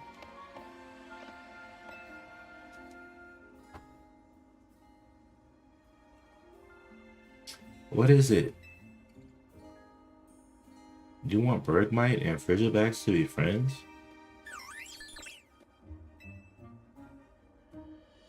I hear that Bergmite and Frigibax don't really get along in Paldea. Bax!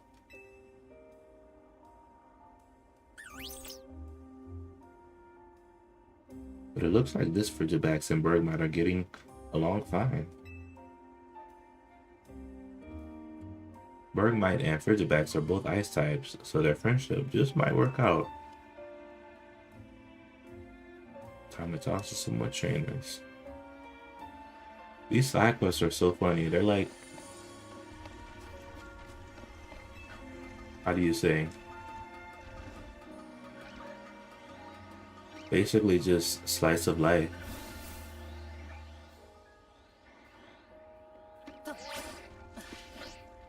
Slice of life side quest.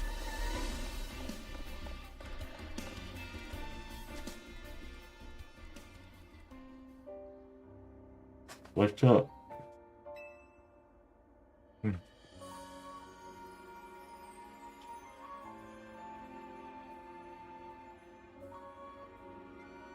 Yeah, definitely. It's like you're like literally living life.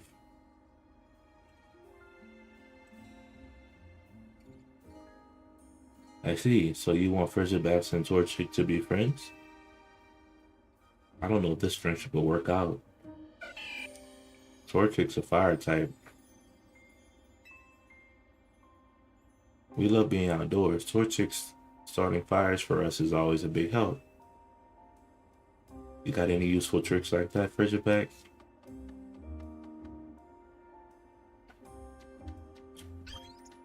Bax.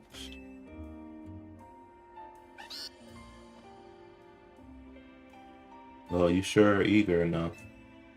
I bet Frigibax could keep our drinks cool on our outdoor adventures. Sounds like fun.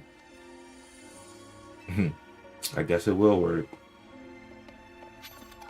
Yeah, it's like these side quests, they don't really feel, you know. Dang. They don't really feel too battle-y. Because usually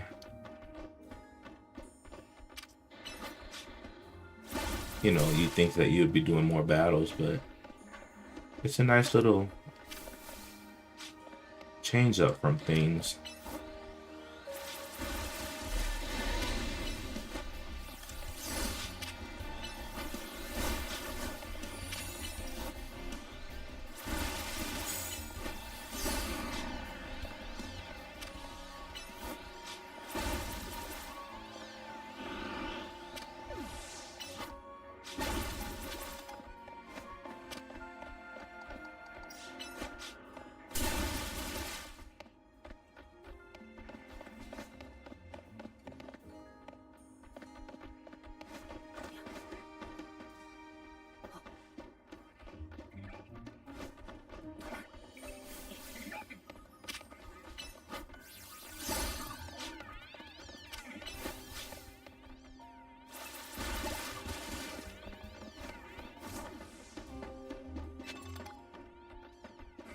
Another friend here.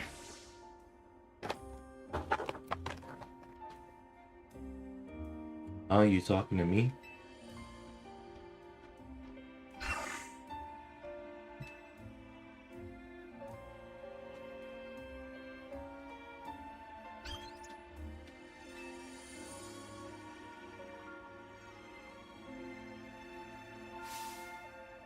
Well, you're looking for friends for your brave Frigibax here? Funny how that works. My Zangoose could use a Pokemon buddy too.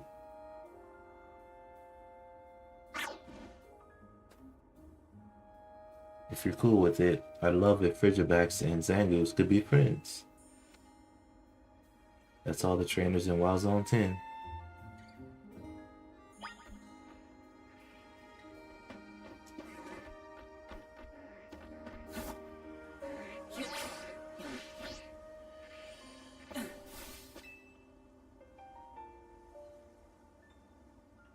So, what were the trainers like?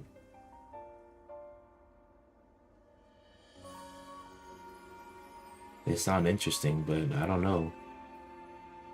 My sister studying abroad in Paldea told me Berg might fight with Frigibax. In the outdoors, starting fires, that sounds so dangerous. Also, Zangoose, isn't Zangoose that scary Pokemon that's always feuding with Seviper? Sorry, but I think I'm gonna give up on looking for friends for Frigibax. Thank you for talking to all those trainers. Something my introverted self could never do. Wow, so you just completely give up.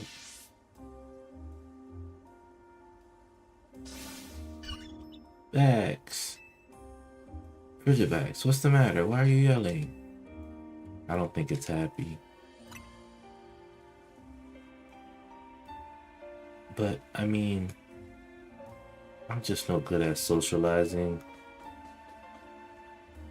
You must be Frigibax's trainer. Want to play with Bergmite? I'm so excited to go camping with Frigibax that I came to invite it myself. Well, what do you know? My Zangoose is looking happy too. Thanks. What should I do?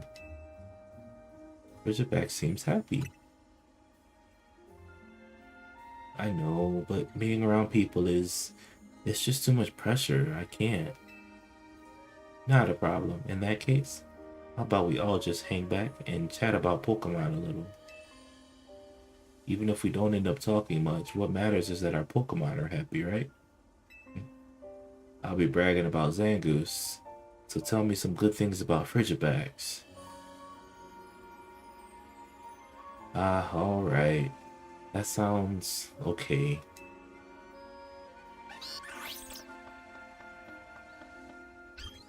Bax!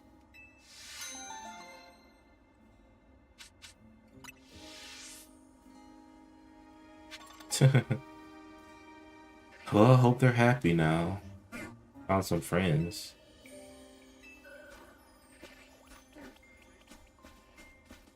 These side quests sure are interesting. This lady seems a little sketchy. Alright. There's so many more side quests to do.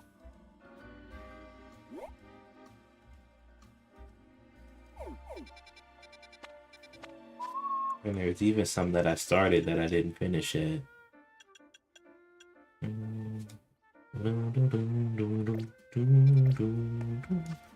I really want to finish all the side quests before I hop back into Zelda.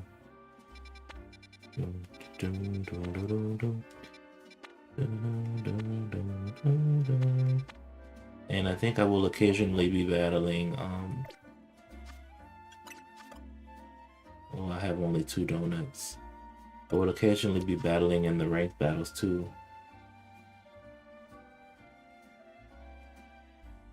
I never played Dragon Quest before, but I know that it's a pretty unique game.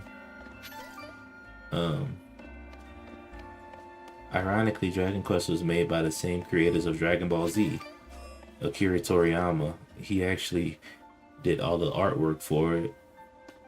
So if you look at the characters, they have very similar looks to Dragon Ball Z characters. Of course, without all the powers and stuff. But if there's any game I wanted to get into, that would be one of them. Yeah. You can tell by like the face shape, the eyes, how the hair and stuff looks. So, very interesting.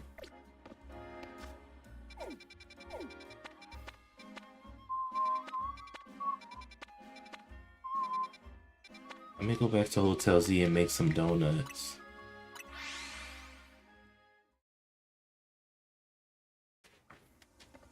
Because I want to go into one of the distortions. I'll make some 4s, maybe a 5.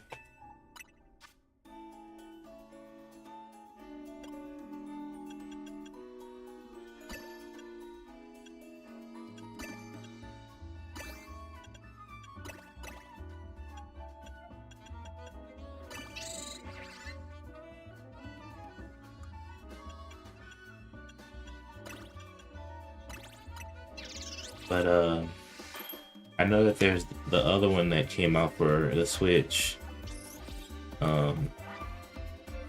That one is like that's more of like a 3D adventure, but you know, it still has the classic Dragon Quest battle system.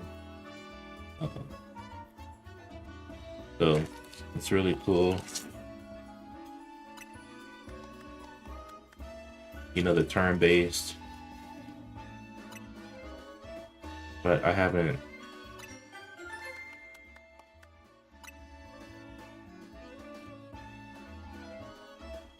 Oh yeah, for sure. Yeah, very anime-esque. Oops.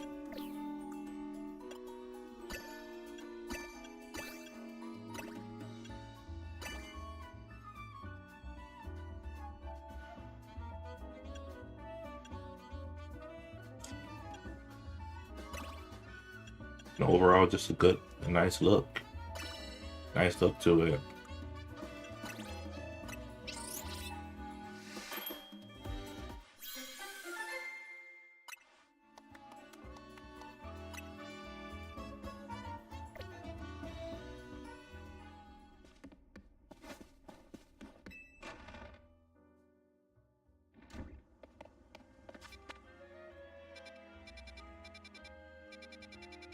I wanted to go into one of these wild zones here. This one.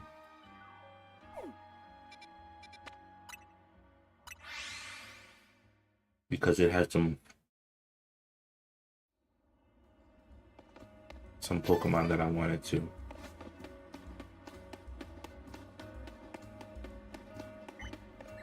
That I wanted to catch.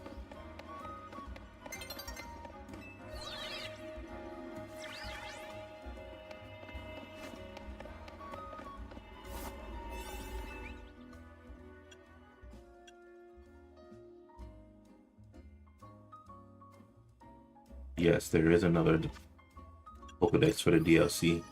There's a Lumiose one, and then you can switch it to the Hyperspace one. I don't know how many more Pokemon there are though.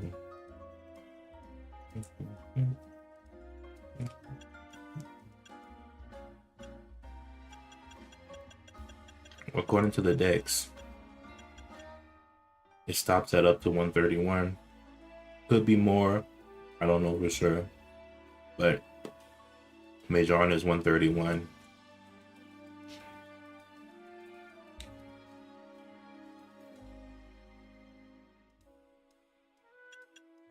And this is just going to take me, you know, going to every distortion and searching for everything, you know.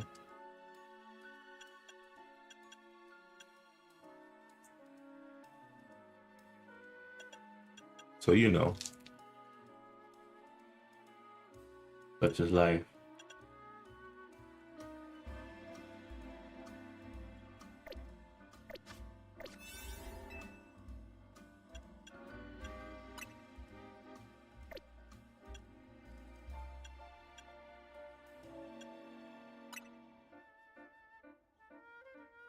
Yeah, they put a nice amount. It's good for battling, mix up your teams, and most of the stuff they do in the DLC is, while it is a great adventure and very, you know, interesting to experience, it's really built for people who love to battle. And oh shoot, what in the world?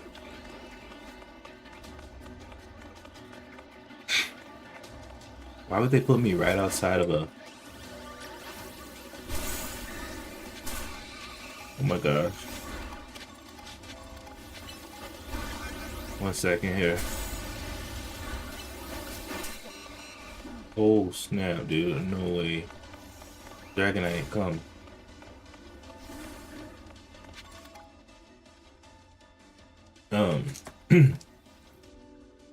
As soon as I step in, I'm right in front of an alpha. That's no good.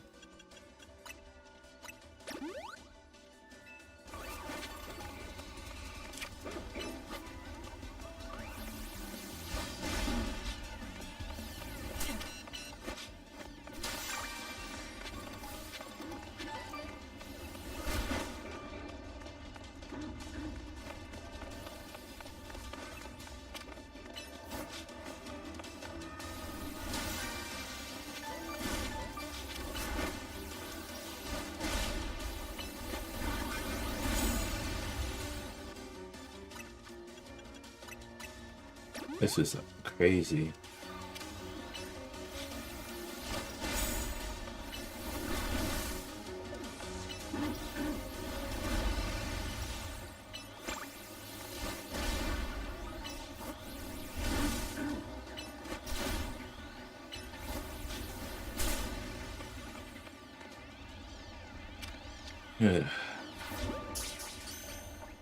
Yeah, seriously. I noticed that if an alpha Pokemon encounters you, usually they do the little growl thing like ah, and then it starts. And then after that, every Pokemon around him also attacks. So it's kind of like he's the that Pokemon is the leader in charge or whatever. Even Pokemon that are usually pretty chill would also come and attack you. So it's hard to fight an alpha when yeah. So it's really hard to fight an alpha when they're around other Pokemon, and usually they are. So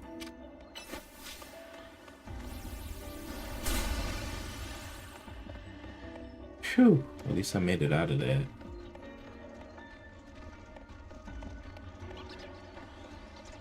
Gosh darn, there's so many.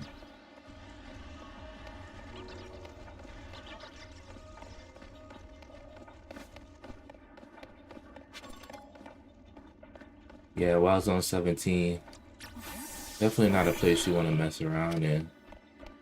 Unless, you know, you have a Pokemon really strong.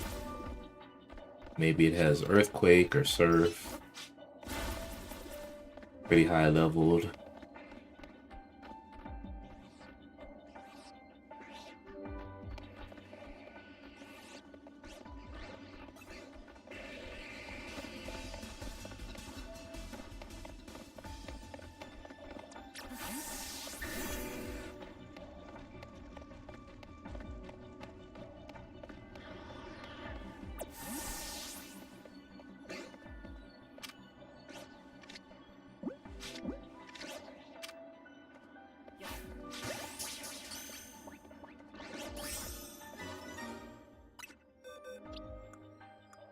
Usually these Pokemon that I catch in these zones I don't usually want to keep.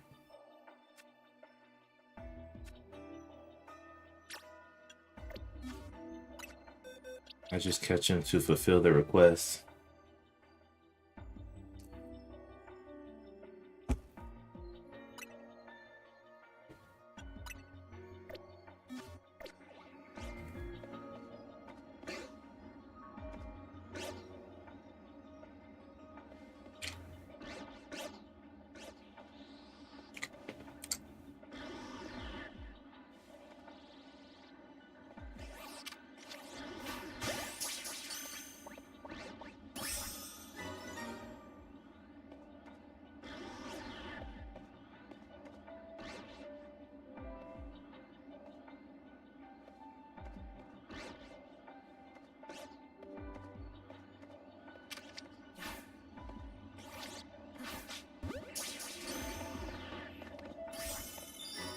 Awesome. I had to catch 3 Pokemon undetected.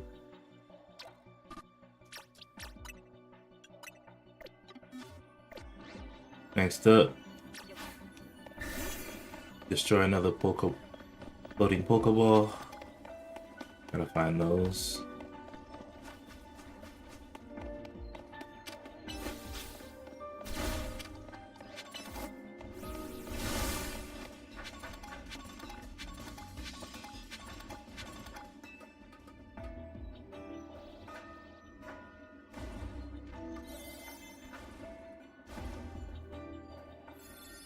And then I'll complete all the tasks.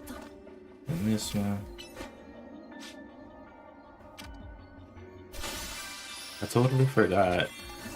I wanted to catch some... Oh man. I wanted to catch a Golbat and a Crobat. Can you battle me? I'm not really in a battling mode right now. Right now I'm in... Oh gosh, what are these two doing here? Why are there so many random Pokemon in this one?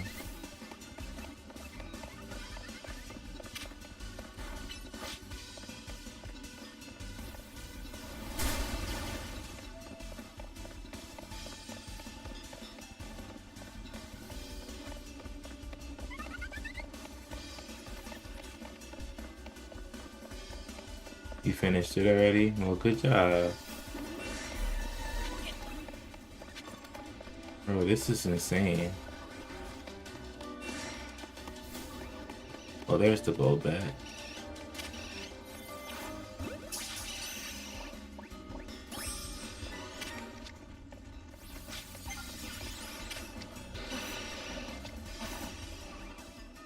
Oh no, I wanted the Crobat.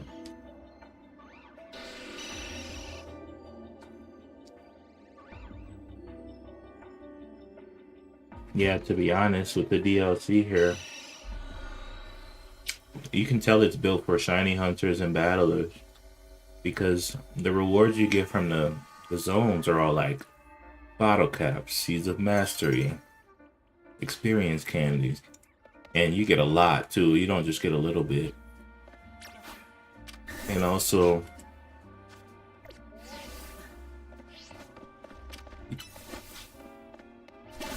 it's really easy to shiny hunt in the zones too. So you can kind of tell that this was really made for the hardcore battlers and shiny hunters, etc.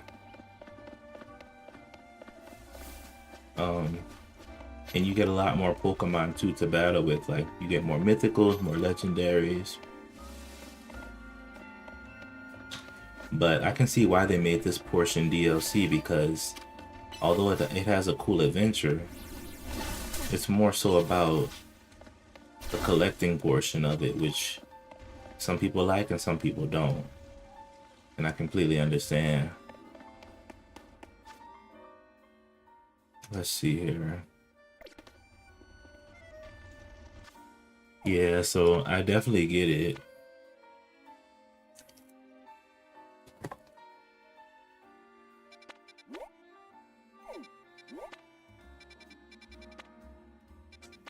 At least I got the gold back. What's this?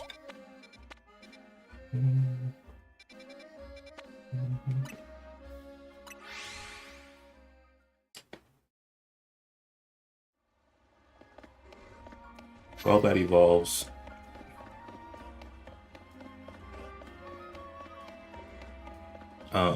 By friendship. So if you befriend it really well, he will evolve into Crobat.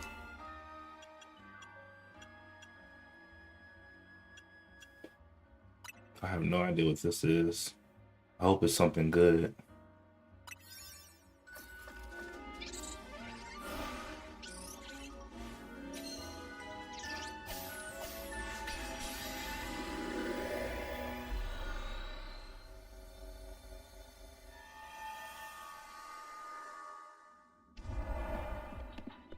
Huh. A lone dude. Oh, it's Trion. The same guy I got the Polygon from. The Porygon. If polygonal modeling keeps evolving, game worlds will become indistinguishable from the real world around us. Maybe if Porygon keeps on evolving, it could also break down the walls between the real world and the world of video games, don't you think? Here, I'll let you have this rather dubious device. That's what I was talking about, the dubious disc. It's a transparent device overflowing with dubious data. So it's basically like a disc, kind of like with, I guess you could say, a virus on it. And I think if you give it to Porygon 2, he will evolve into Porygon Z through a link trade. Wow. So that's the only reason that's the only thing in here. There's no real mission. Yeah, so help me trade my Porygon. As a matter of fact, I'm gonna trade one of my Porygons to become Porygon 2.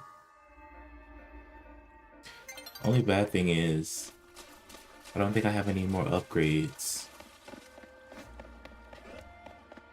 Where do you even get upgrades from?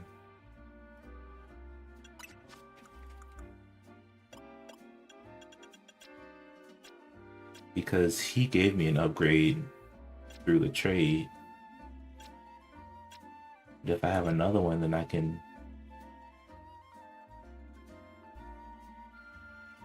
Okay, sounds good, sounds good. Yeah, just give me a second to see something real quick.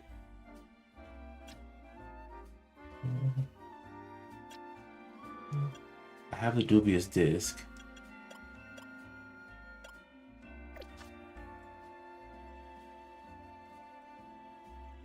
Let me just see something real quick.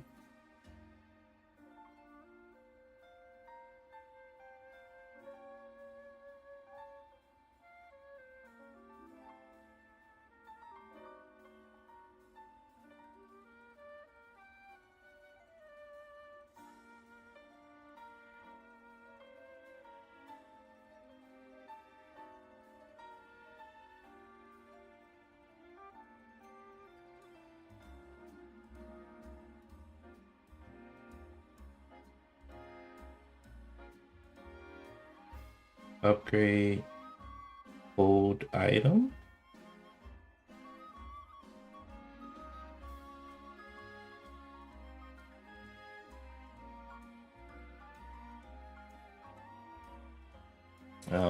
It's not really telling me. Well, I guess we'll just go and evolve Porygon 2 using the dubious disc. But I have to give it to it though. Give an item to hold. Dubious disc.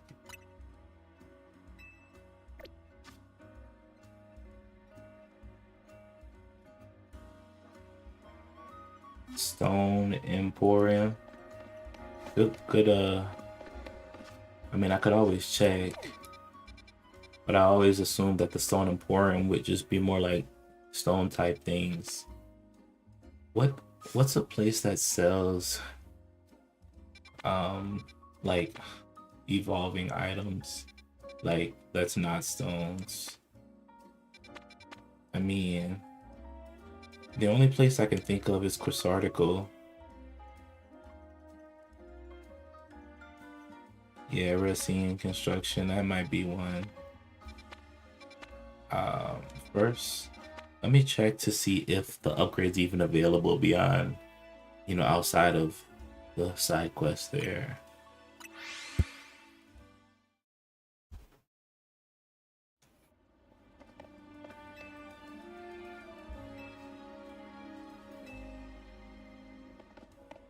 Another Racine. He sells the bread. They do the screws.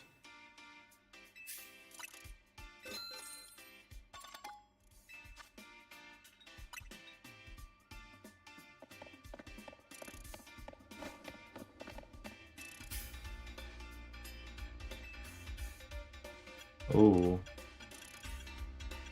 He sells hold items to power up attacks. So this is good to know.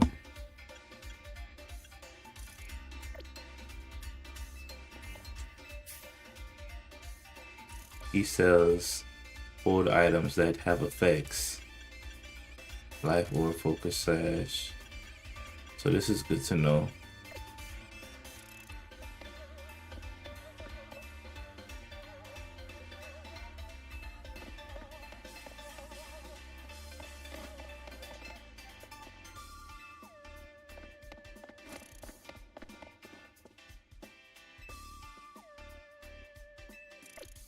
I don't want to play that game anymore.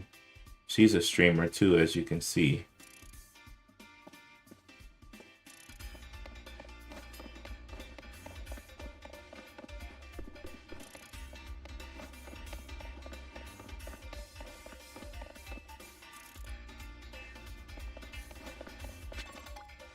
Yeah, the upgrade is not sold here either. Although they do sell some very useful items.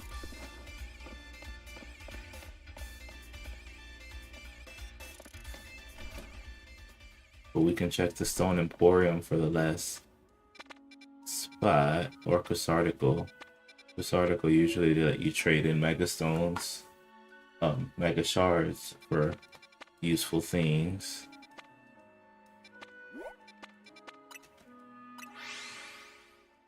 I just want to know if I can get a upgrade before I do this, because that way I can upgrade my own Porygon and I don't have to have the weird nickname on it.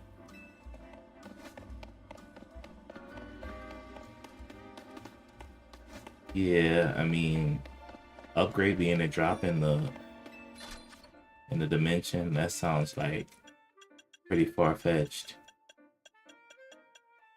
Yeah, I always assumed the Stone Emporium was just stones and Mega Stones, certain kind of rocks and stuff. So that makes sense. The only other place I could think of that lets you trade things in would be Quasarticle.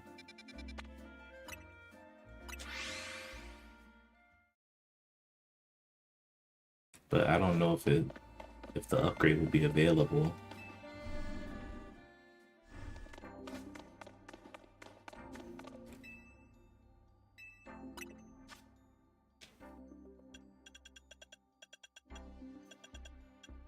I bought all the Mega Stones available.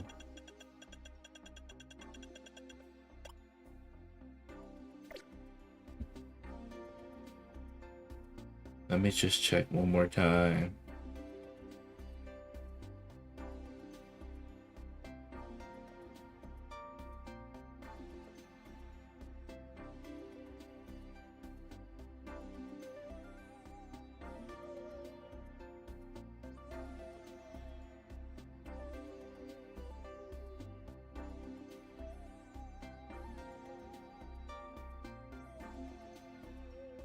I don't think it understands what I'm saying.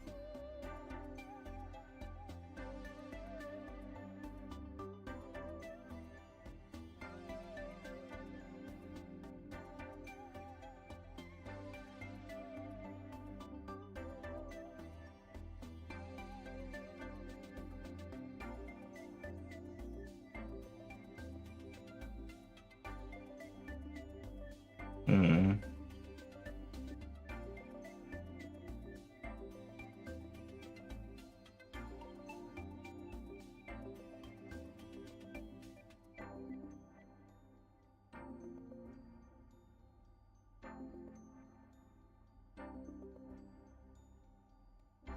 It might be hyperspace.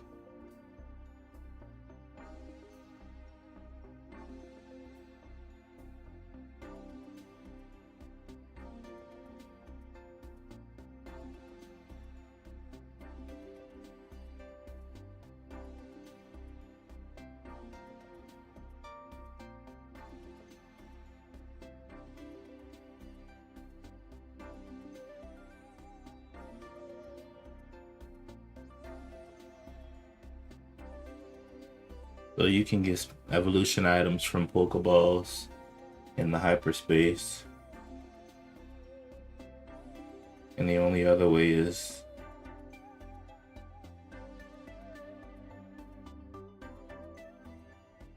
doing the trade quest that I just did. Okay.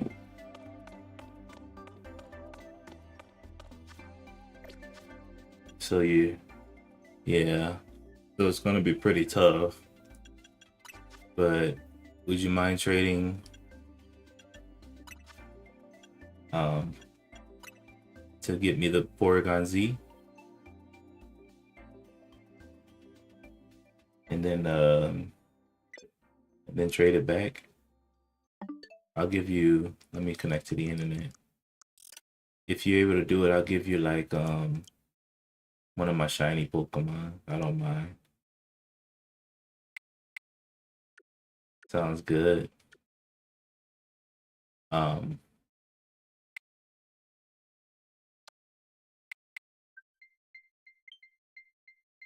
Trade your Zubat. Okay, so you just want the Zubat then?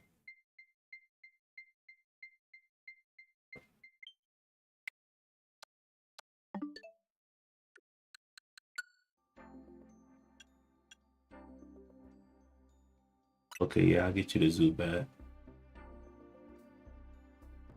So the trade code will be 1, 2, 4, 5. 1, 2, 4, 5. So go ahead and hop on, and then I'll give you the Porygon, and then I'll trade you back the Zubat or a shiny if you want. Whatever you.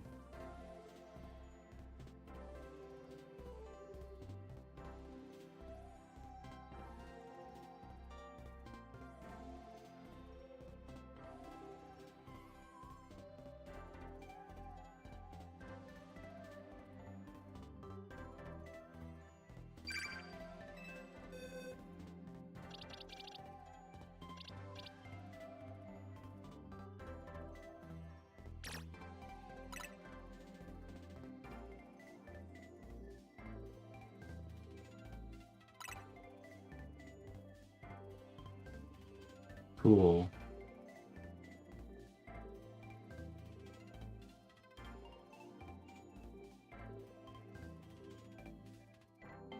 Wow, that'll be useful for my shiny collection then.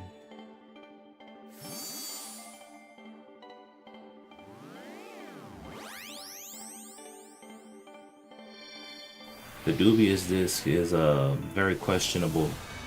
Basically, people speculate it's a virus. So Porygon Z, he's a little sporadic, a little glitchy in how he moves. Alrighty.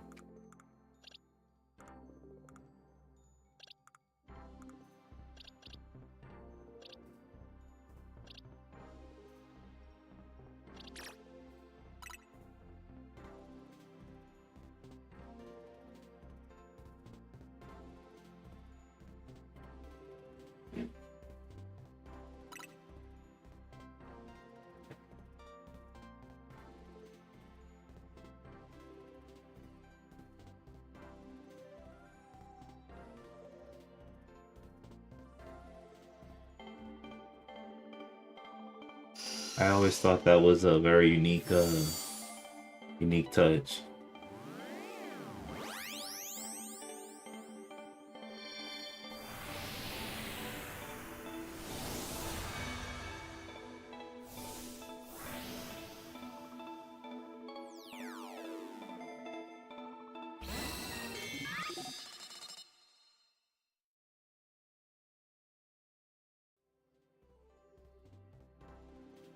Awesome sauce. Yeah, it's funny, especially like when it attacks and stuff. It's super funny. Thanks for the Finnegan. I need to put him in my shiny box.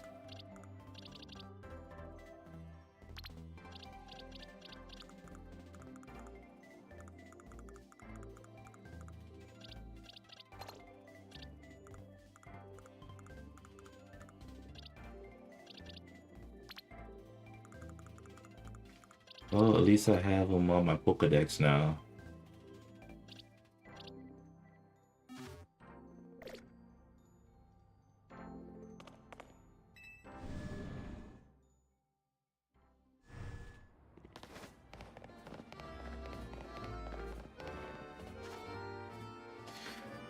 All right. Looks like I'm knocking out these side quests little by little. And also my Pokedex. Can't forget about that.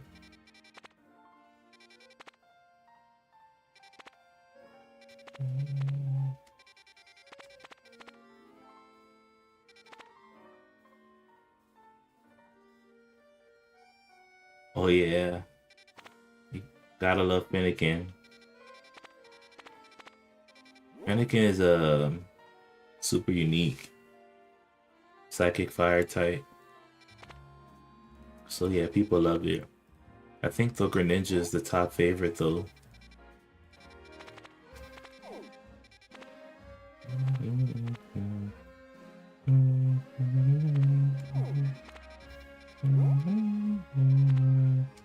Let me try to do this side quest right here.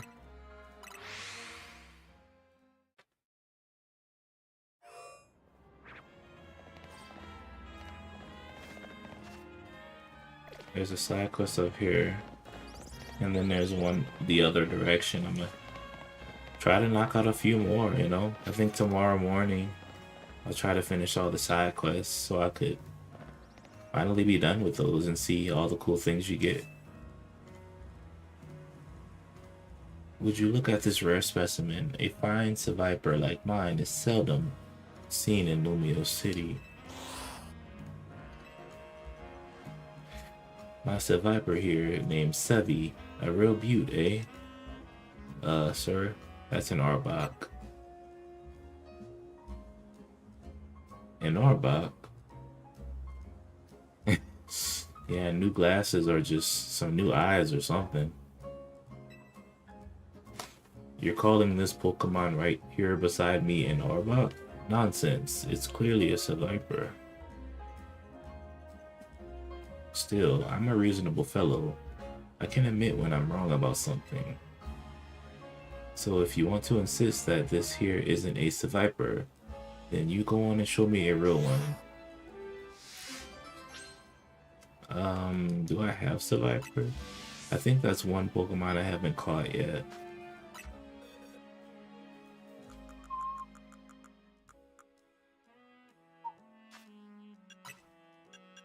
So Viper's poison type. Ekans.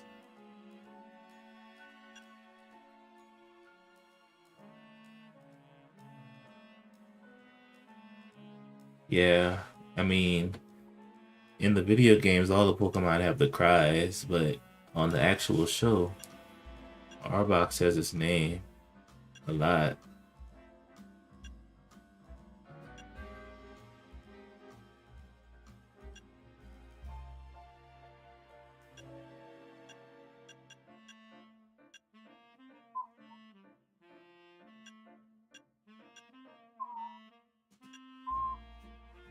Yeah, I don't think I have.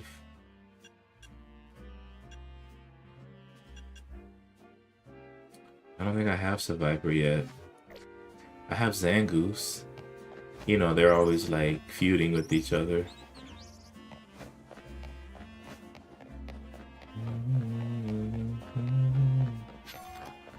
Survivor and Zangoose are from the Hoenn region. Ruby and Sapphire. I know that because Region 3 is one that I played a lot of. Mr. Shane. I am Cusarticle Inc. employee charged with the city's wild zone management. Unfortunately, we've been receiving reports of wild Pokemon acting oddly here in Wild Zone 8. I'm sorry to have bothered you, but I'd like you to investigate the situation. Okay, lady, what do you need? If you lend us a hand, please go find out what's happening in Wild Zone 8.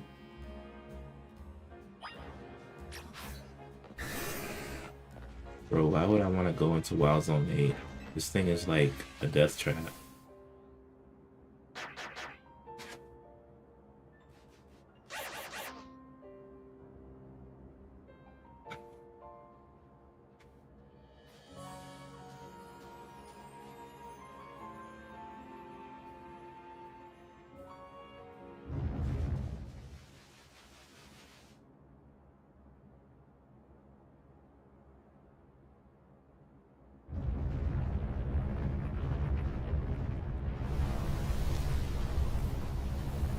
Sandygast.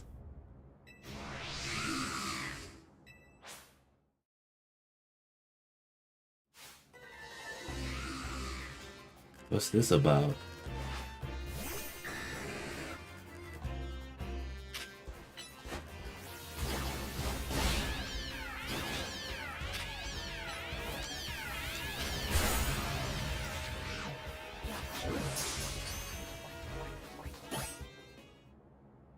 Might as well catch one of them.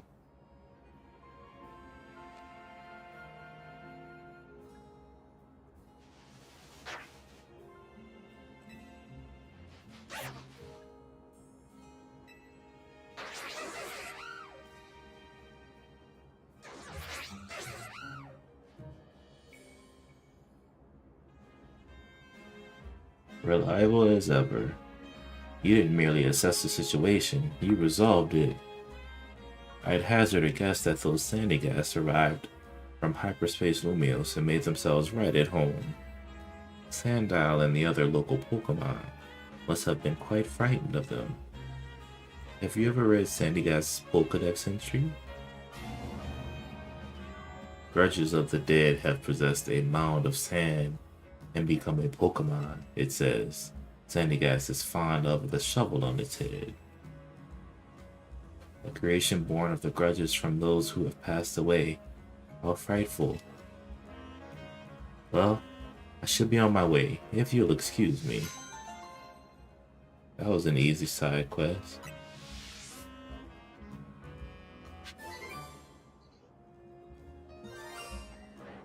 Whoa.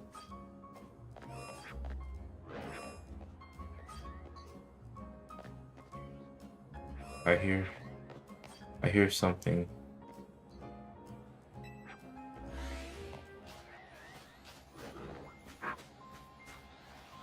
Why are there so many alpha Pokemon?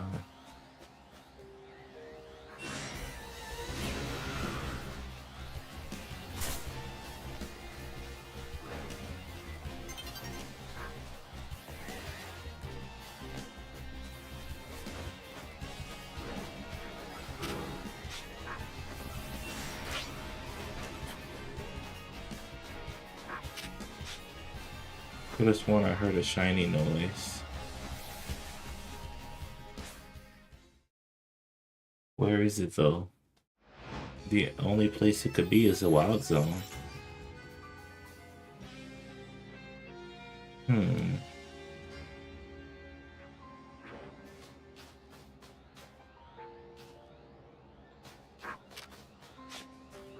Am I just imagining things here? Or maybe it's outside the wild zone? Oh, there it is. It's just a Pidgey. Pidgey, come back. Oh! Wait a minute.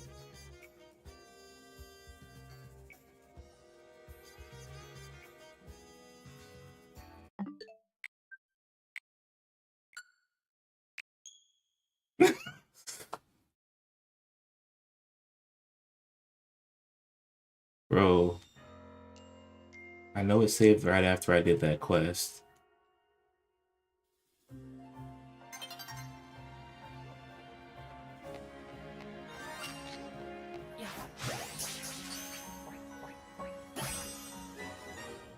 Phew.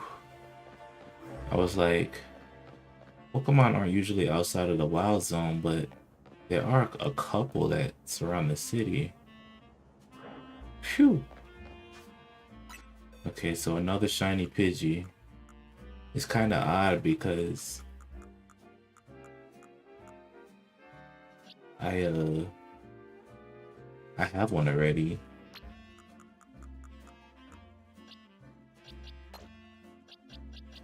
Shiny Pidgey and Shiny Pidgeotto.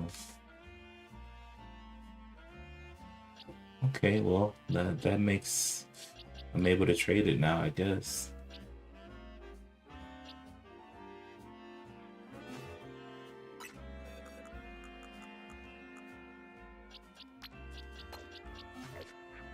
All right. I was like, whoa. It popped up and then it just kind of flew away. Typical Pidgey stuff. All right, so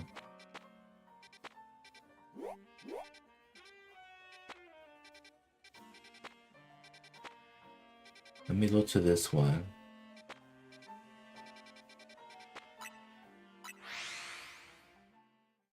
Apparently there's Apparently there's a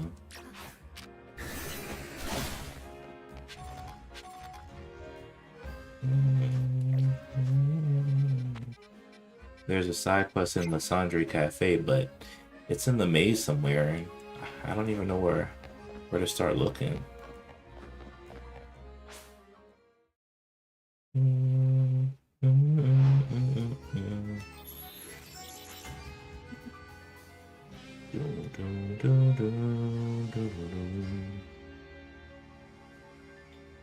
I don't even know where to start looking.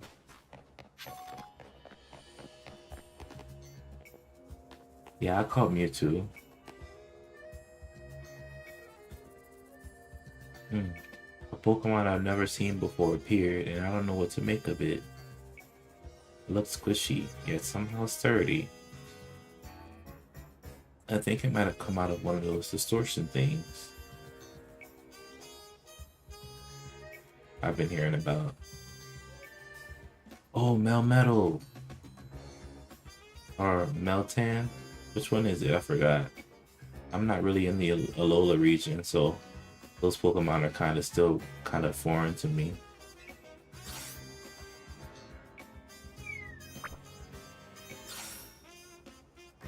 Nah. If we chase it off, I worry it would come back and cause more trouble. Think you could catch it? Yeah, I caught my Mewtwo in a Moon Ball. I don't really know why, I just did.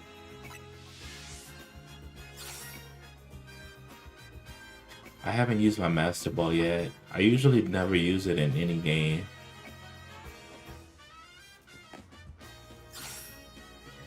Mountain! Please catch that Pokemon.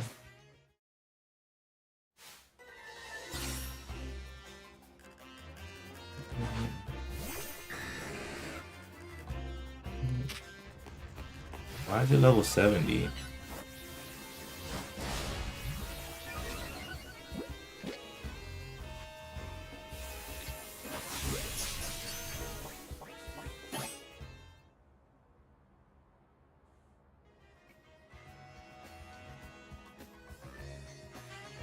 Oh yeah. If anything, Mewtwo is the perfect Pokemon to use the Master Ball. The colors match pretty well, and it's like it, it's nostalgic, like you said. So I think I say why not? Because I oh snap. I know personally I wouldn't use it on it basically any other Pokemon.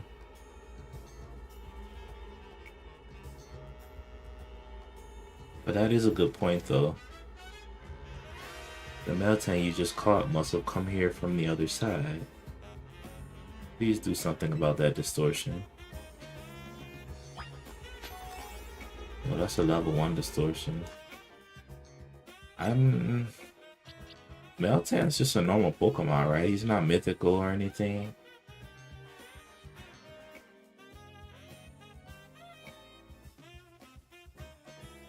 Yeah, I think he's just normal. But a pretty good one, though.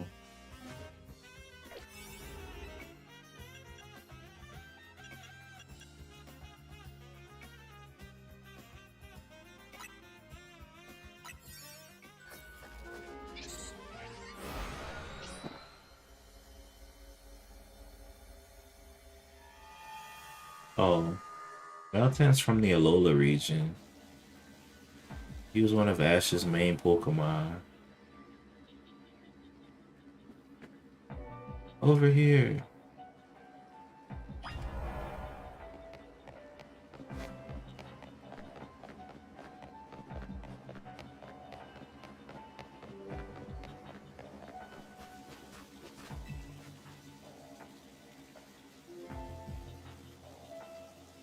It looks weird though.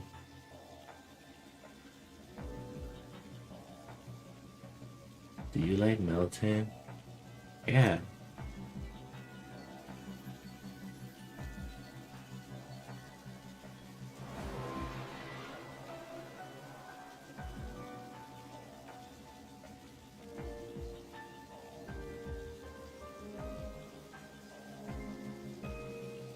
Melmetal.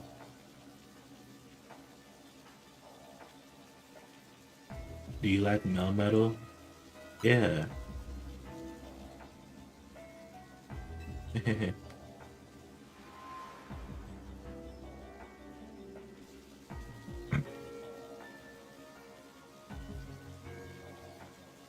hope you're like Melmetal forever. Bro, what the heck? So you just give me a Melmetal too? That's insane.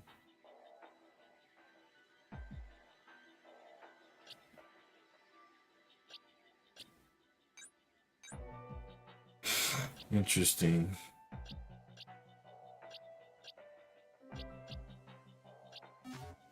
So many Pokemon to use on your teams while battling.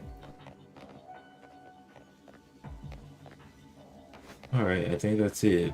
Time to head out.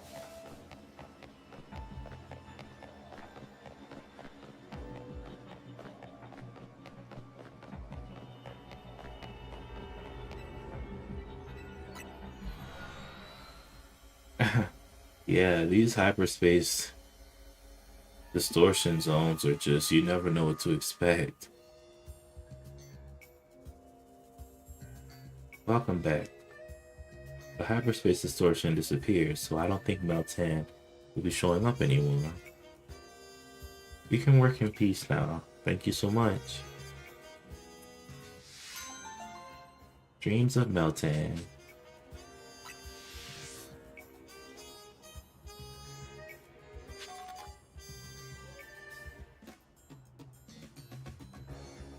Alright.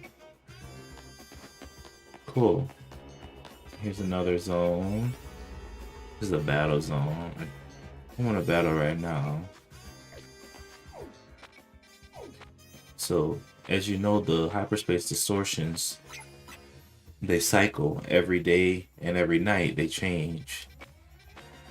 Um, so since night just fell, I can see if there's any new zones that I can go on with Pokemon that I haven't caught.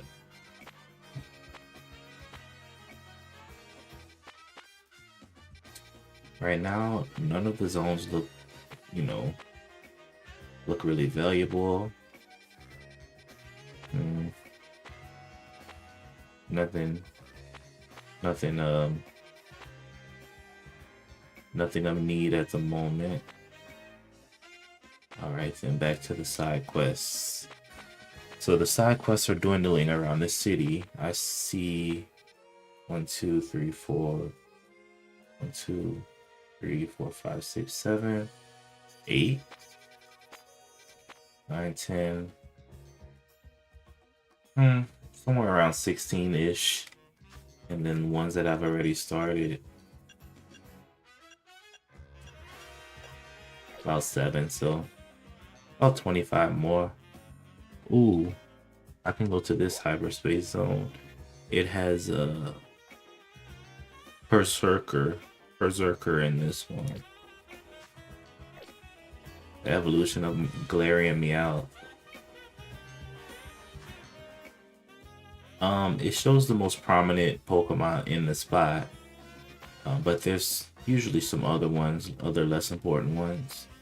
I mean, less important, that's pretty subjective. I mean, it might be important to you. You might not have it on your Pokedex, but yeah, but usually, you know how that is. Okay, I have a good enough donut. Haven't been making donuts lately, but this zone might be pretty good. 6, 8 minutes. Will 6 minutes be enough? 6 minutes. 6 minutes be enough to catch Berserker? Should be.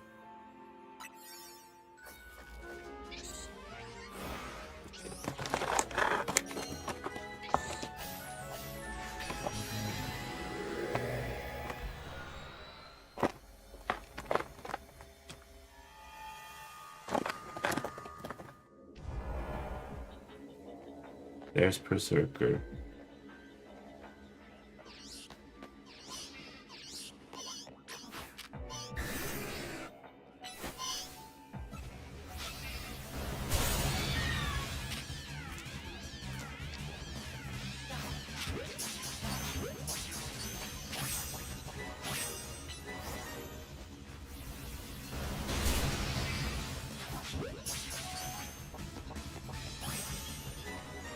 Okay, caught Berserker.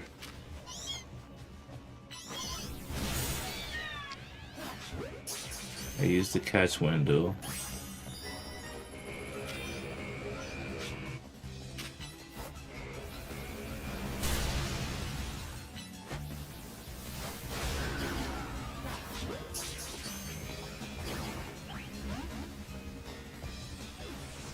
Gotta catch more species of Pokemon.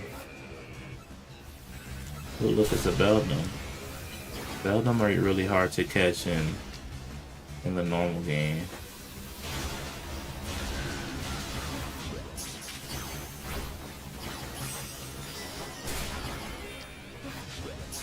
They have a low catch rate, and rightfully so. I mean, those things are strong when they evolve into Metagross.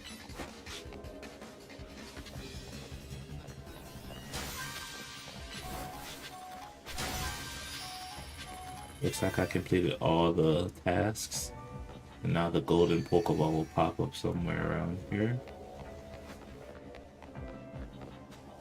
And this one always have rare berries in it.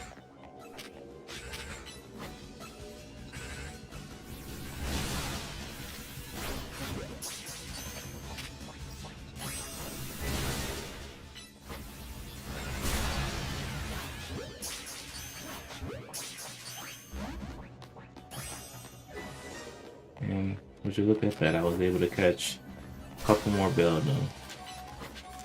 Not bad, not bad.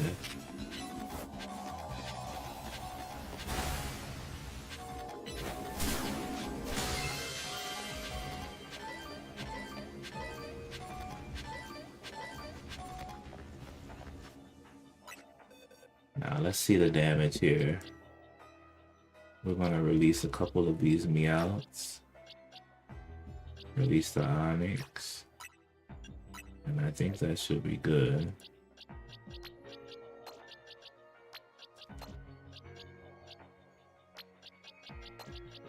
I'm happy I got some more Beldum just in case. And Berserker, so I don't have to evolve my Meowth. Pretty good run. And I got some rare berries.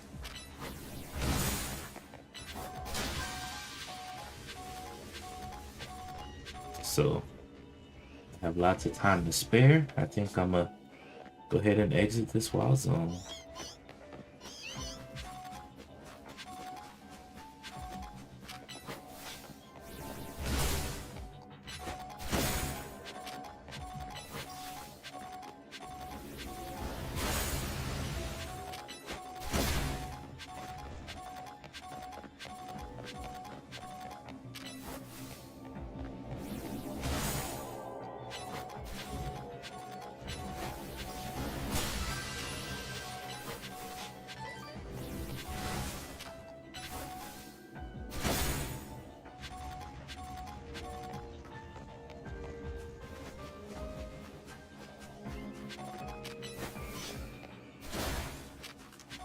While I'm here, might as well break some shards.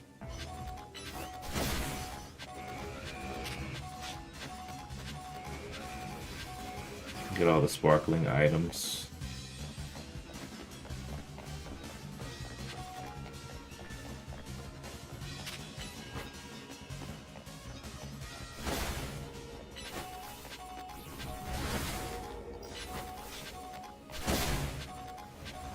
All right.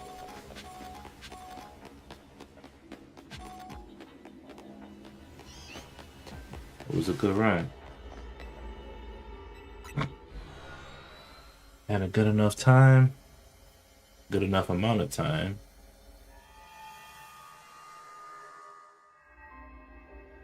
Yeah, and I caught a new Pokemon.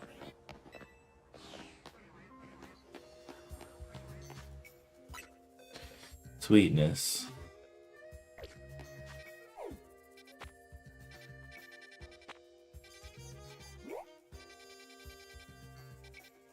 Yeah, I think I'll be able to finish these side quests within a day or two. Of course, I'll just do one more and then log off for the night.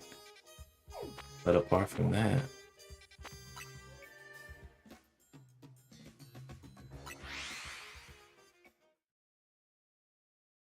been doing pretty good. I think the side quests are really aimed at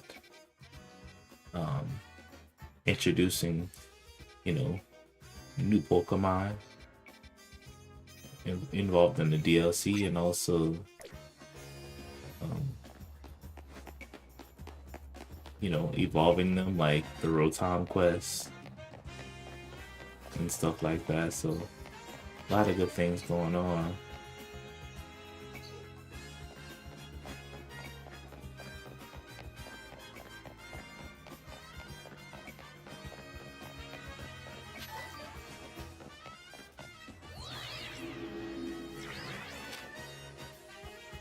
Well, thank you for the likes on TikTok here. Thank you guys so much for that. Here's the quest.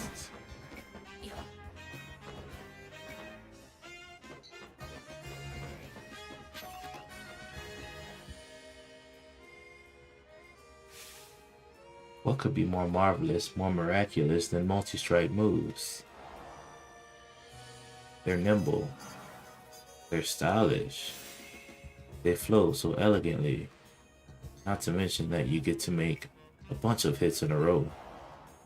If every hit lands, think what a world of hurt your opponent will be in. If your opponent uses Protect, having a series of staggered hits can let you get around it. Plus, Just think what multi-strike moves can do if you use an item to boost your critical hit ratio. And I'm just getting started. Can I interrupt? Oh, pardon me. I unleashed a multi-sentence move. Where are my manners? I should show you the wonder of multi-strike moves in battle.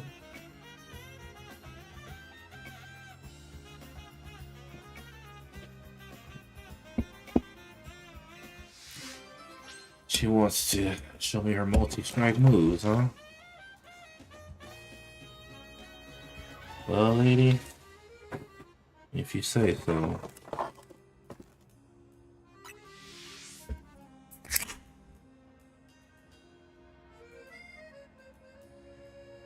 Yeah, seriously. I think moves with like multi-strike moves with a high critical hit ratio. Plus, if you use something like focus energy, could really do some good damage.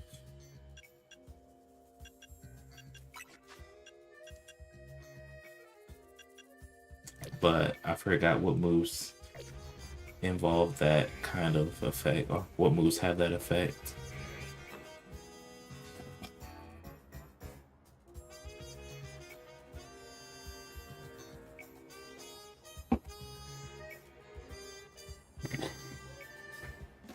Ready to see if you can withstand my multi-strike onslaught? I'm ready.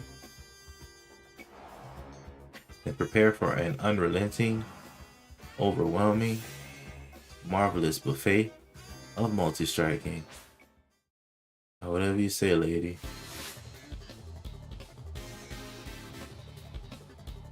Pin missile, yeah, I like that. Oh shoot.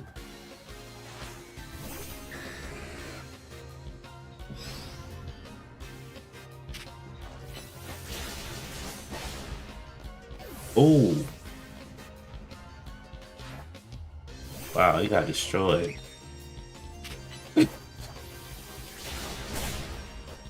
Oh my goodness. She keeps using triple axle. That's an ice type trip multi-hit attack. I guess they can't take my dragon rush.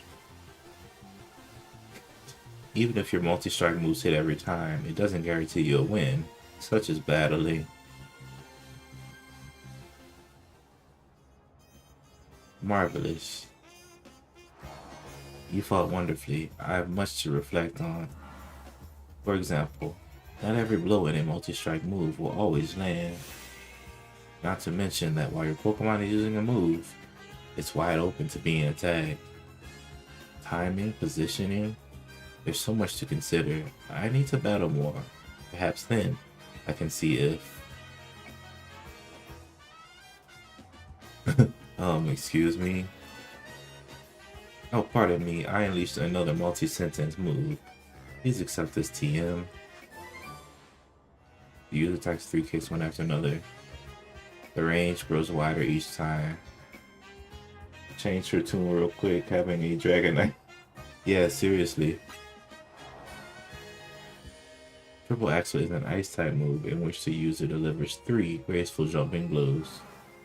But that's not all. Each jump is higher than the last and hits a wider radius too. Ah, the joy of landing each attack.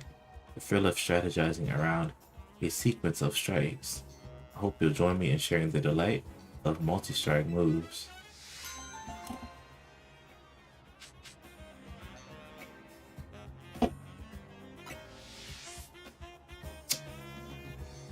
Sounds fun, lady, but it wasn't enough.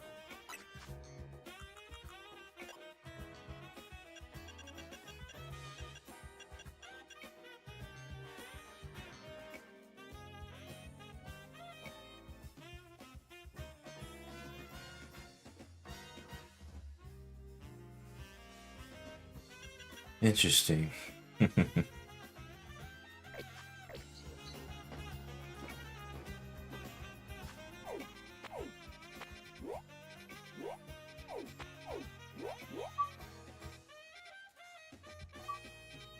I have 2 side quests in the area, here and here.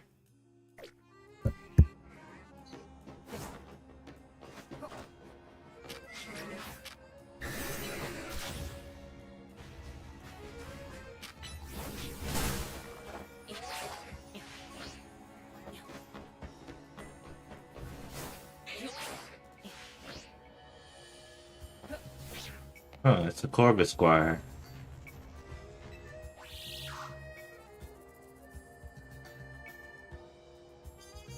Hey, would you take a look at this Corvus Squire? You see that raggedy silk scarf it's carrying? Seems like it's dear to Corvus Squire. My best guess is that Corvus Squire came here looking for the owner of that scarf. But the only clue I've got to go on is this name embroidered on the scarf. Destin.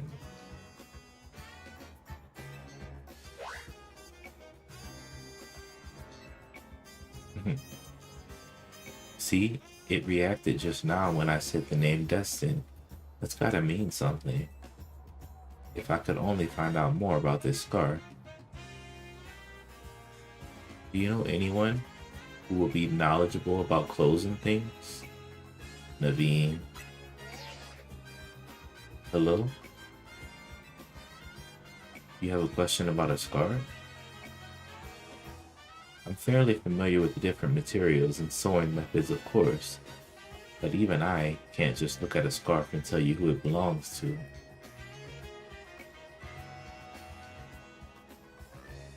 I know, perhaps you could try asking Asami.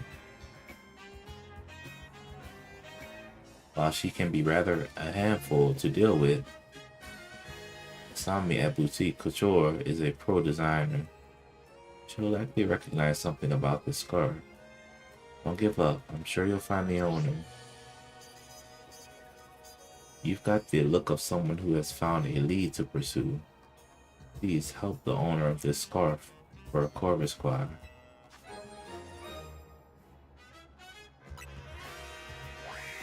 Boutique Couture. That's a clothing shop. I rarely go clothes shopping on this game.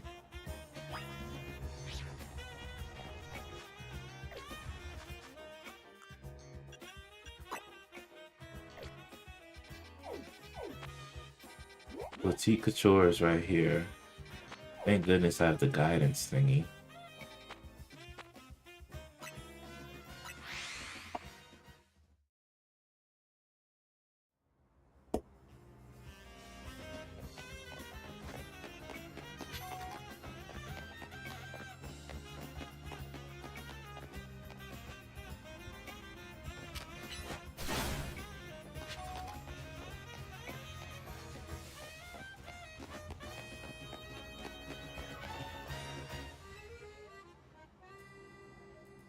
The fashion designer Asami is at your service. Did you need something?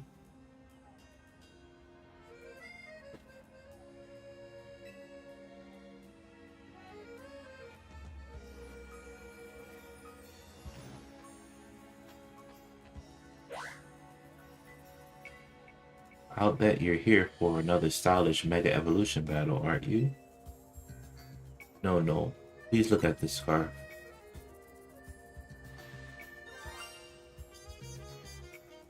Oh, you want my evaluation of this scarf? Because you have such faith in my skills as a designer.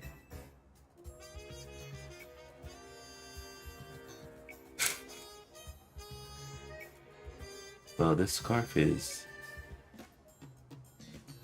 quite filthy, but I do recognize the material and design. These scarves are given out to new students at a certain school in the city of Winden in Galler. I believe this is the design from 3 years ago. Well, why do you have this? This Corvus Squire brought it here. Searching out the lost owner of a scarf with only an embroidered name to go on? What a stylish adventure. I love it.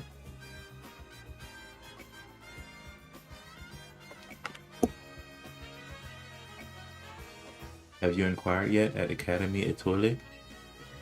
If the owner is now living in Luminos, it's possible they came to study at that academy.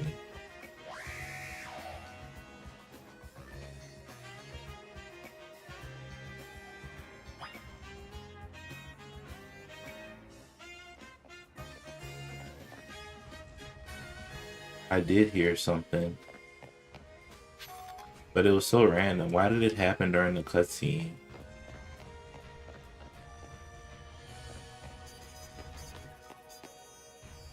kind of makes no sense. And yeah, I definitely understand what you're saying. The clothes are very expensive. Bro, what in the world?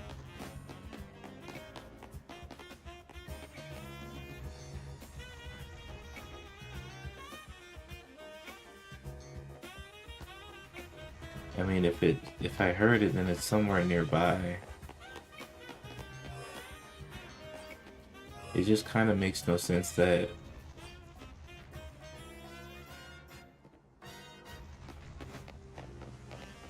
it happened during this cutscene.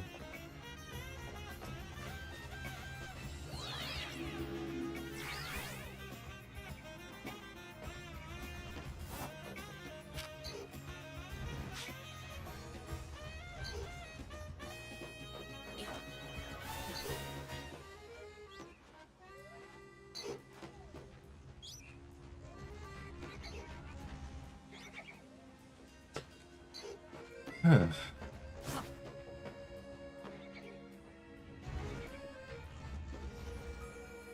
Is my mind playing tricks on me or something? I doubt it because you heard it too.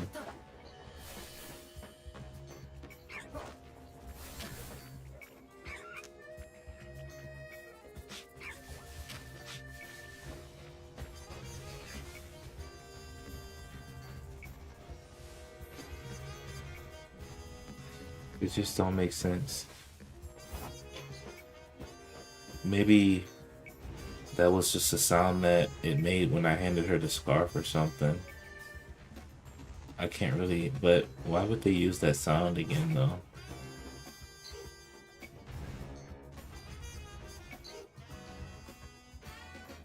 Oh, congratulations, Miles.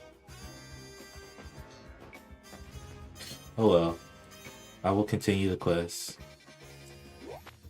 Gotta go to this school. It's so odd.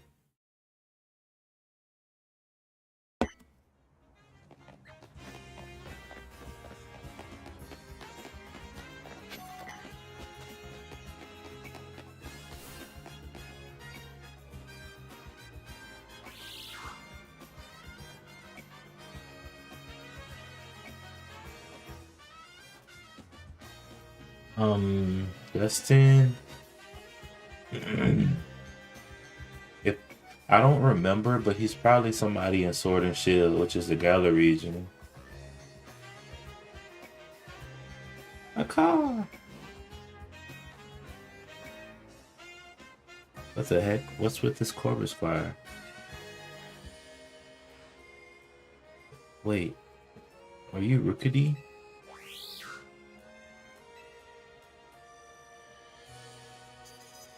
No way. We met in the Galar region. You came all the way across the sea to find me?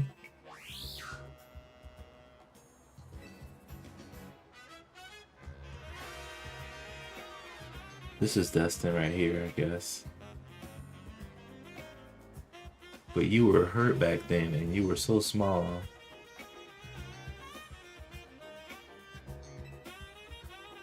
But you still came to find me here in Lumios after I moved?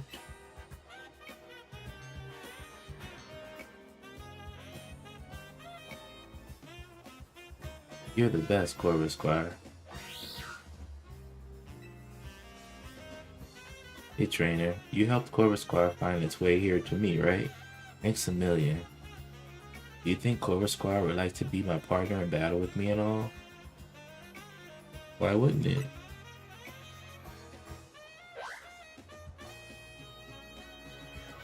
Hey, do you think I could ask you for one more favor while you're here? I want to battle together with Corvus Squire. Just tell me as soon as you're ready. Why does he want to battle me? If you say so.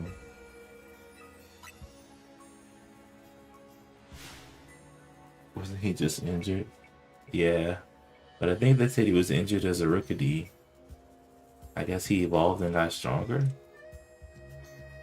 You'll find the shiny sooner or later. Yeah, I feel you, man. Thankfully, right?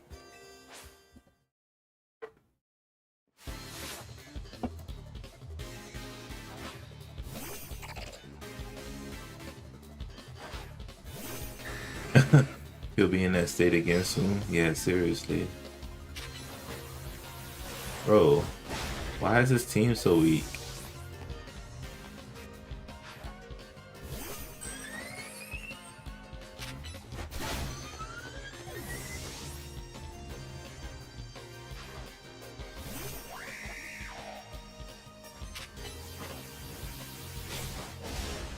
Oh snap.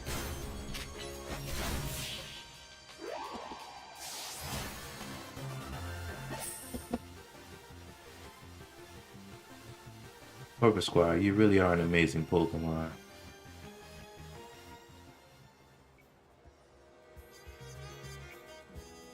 Corporate Squire, we may have lost, but you were the best, seriously. I'm gonna work hard from now on to be the best trainer for you. And you, trainer guy, I'm never gonna forget today. It's the best day of my life. Thank you.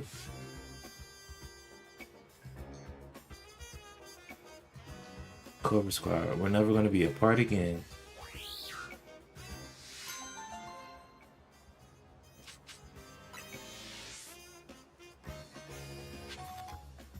Interesting. You know, it's always it kind of strikes me as interesting that Galar, it's set in like, you know, Sword and Shield basically is the Galar region. And it's in basically old England, like Great Britain and stuff. Because you know each region is kind of modeled after like something from the real world. For example, Kalos is modeled like France, in Lumio City being modeled like Paris with the Prism Tower, like the Eiffel Tower, etc., stuff like that. So in Galar, it's modeled after Great Britain. So everything is like super. Most of the Pokemon, they're themed like medieval times. For example, Farfetch evolves into Surfetch'd, like Knight and Shield, and then you have Corvus Squire, kind of like a Squire is what they used to call the Knights. The you know the people who are in the army and stuff, and then he evolves into a fully plated bird, Corviknight, right? Steel type, flying type bird, basically full plated armor, kind of like one of those, you know, medieval knights. So the whole theme of Galar is like that old Great Britain style, and there's more Pokemon. It's just been a while since I played it. And in Kalos, you know, it's modeled after France, of course. And like I said, Lumio's being modeled after Paris with the Eiffel Tower and Prism Tower kind of thing. And so, as you can see, most of the people speak French here. Even most of the places are in French. Académie Étoilée. And then something like Nouveau Café, right? And then you know, and other things like that, right?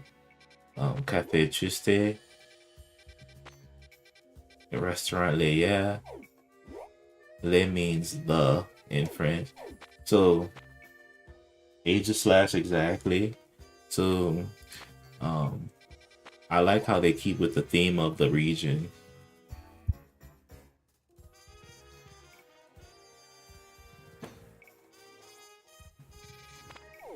And Paldea is modeled after like Spain. So lots of things are like have Spanish-esque names. Paldea sounding really Spanish. The Academy, Naranja. I think that's a Spanish word for like orange or something. And you know, stuff like that. So they always take inspiration from real continents or countries. They were going to have Gen 10 modeled after the West Coast, California, Washington State type areas. They decided against it though. I like the British style area. Galar was fun. Galar was very fun. Everyone was like, yeah, definitely. I really you know, Sword and Shield, a lot of people complained about it. They can, people complain about any Pokemon game, but I really like that one, man. I thought everything just fits so well. Everything, man.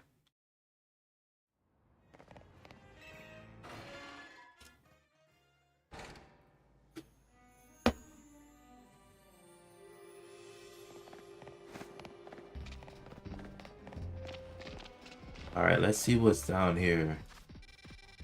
Looks like the side quest is right here. What the heck?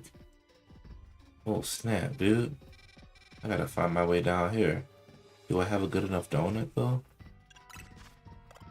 Yes, I have one 5-star donut left. Alright, let's see here.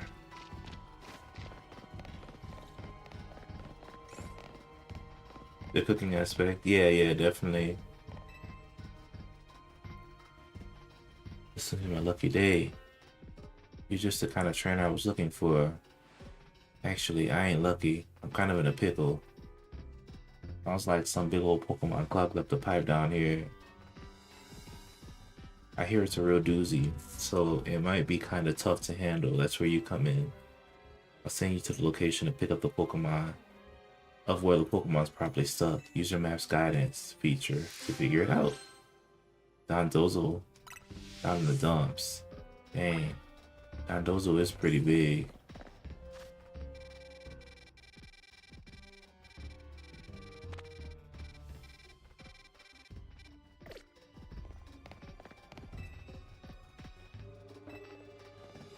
He sent the coordinates to the map.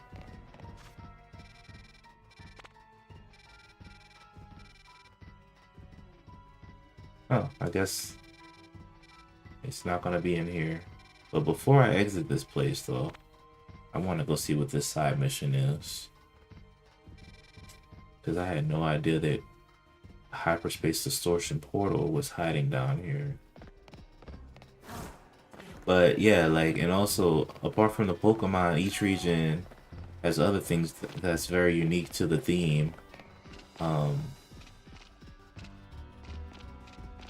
And for example, in Paldea, you get, you can have picnics and you can make sandwiches, and you can make various types of sandwiches. I don't know how important sandwiches are to Spain, but maybe that's just something that was completely random.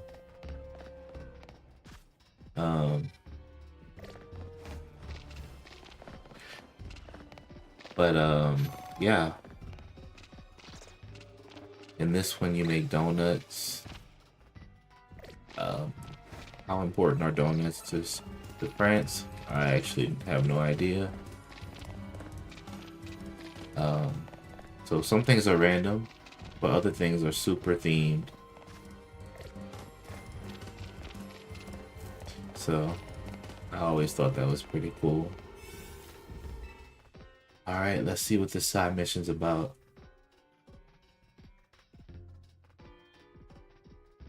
Yeah, definitely.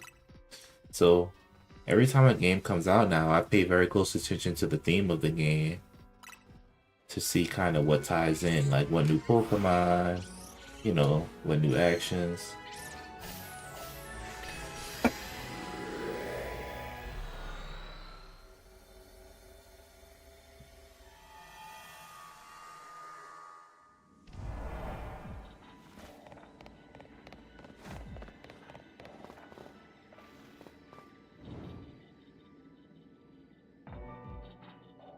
Tell me, what do you seek for strength?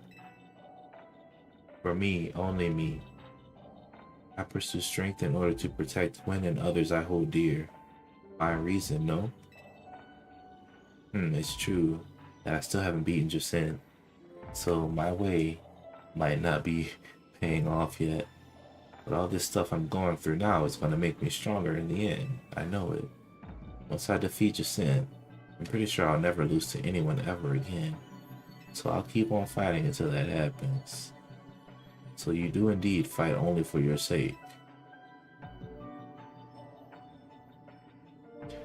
Does that attitude truly befit a Pokemon trainer?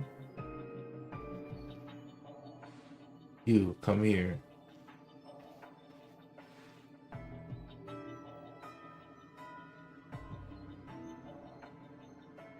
I'm going to use you to settle their squabble.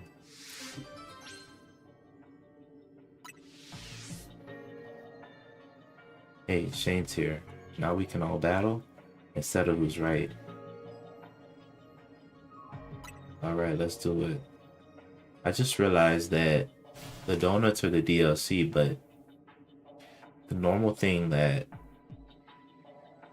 that's famous in Kalos is or in Lumios is the Lumios galettes. And they're like French pastry, so it kinda makes sense, a galette. Help me prove that my way is right. Let's beat the fist of justice. Strength is power. Strength is justice. I always wonder why Gwen is a part of the Fist of Justice. If she wasn't Ivor's little sister, I don't think she would ever mess with the Fist of Justice.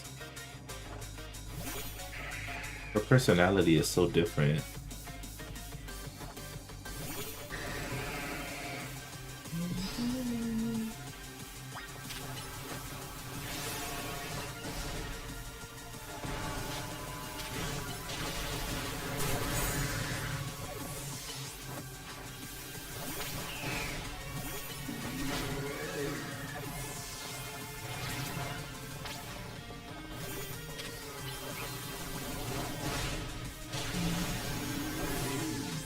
Dang.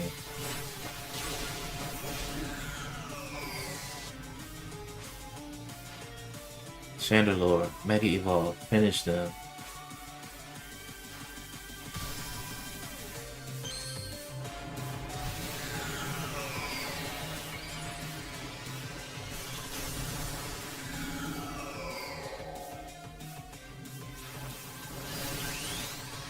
Might as well join the fun.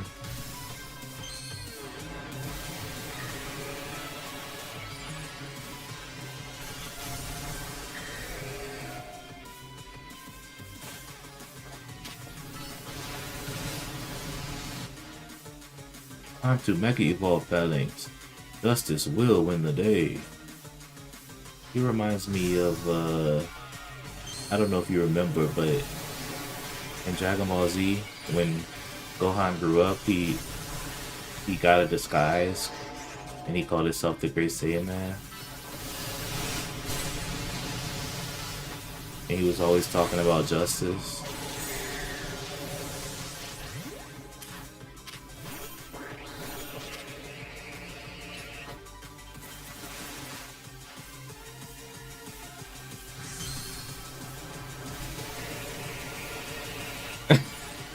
Yeah, but it's just funny because he was trying to keep his identity safe while also protecting.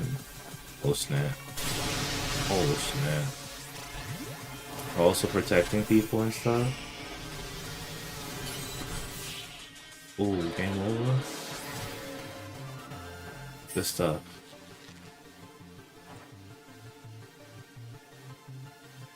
Yeah.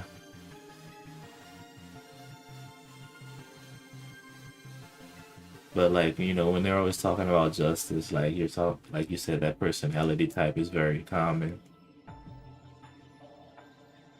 He just kind of reminds me of that. Perhaps there is nothing nobler or better about fighting for others versus for yourself.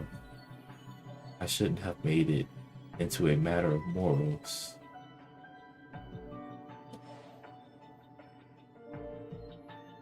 Yeah, maybe protecting others is a noble cause. I can tell it brings you peace of mind. Your words in our battle have moved me. Please, let me offer you the uniform of our dojo. Oh, I like that. Sorry, I'm sworn to keep this uniform on till I win my way free of Jacint. Understood. And once again, I shall donate the outfit to you, Shane. Oh, I don't like his gi. I wanted the normal karate suits. hear the true eyeball out there will even copy Ivor's hairstyle to go with the gi set.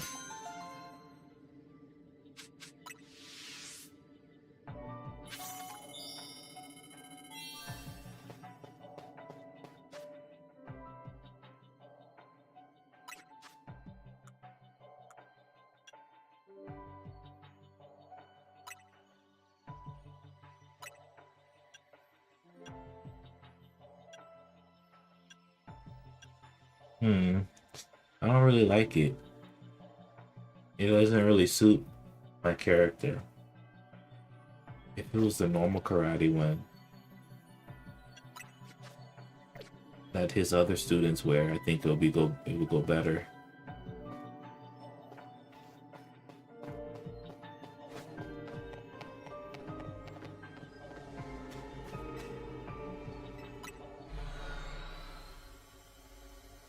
Yeah, new outfits. And you could also get hairstyles too of hairstyles of some of the main people, the main side characters and stuff.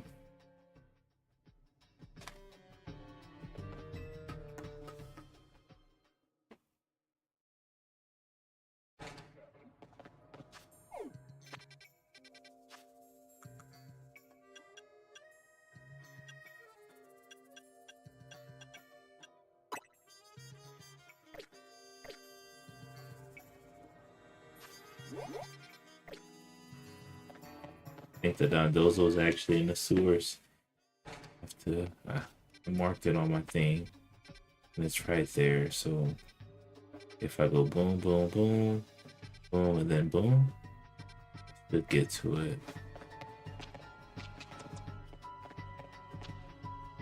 All right, my friend. I'll see you later. Thank you for stopping by, man. I appreciate you. Have a good night.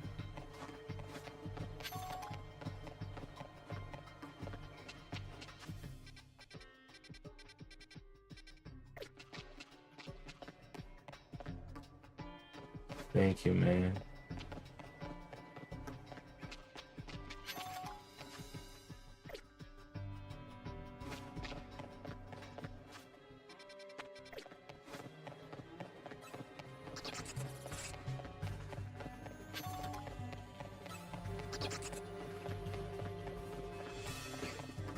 Oh, there it is.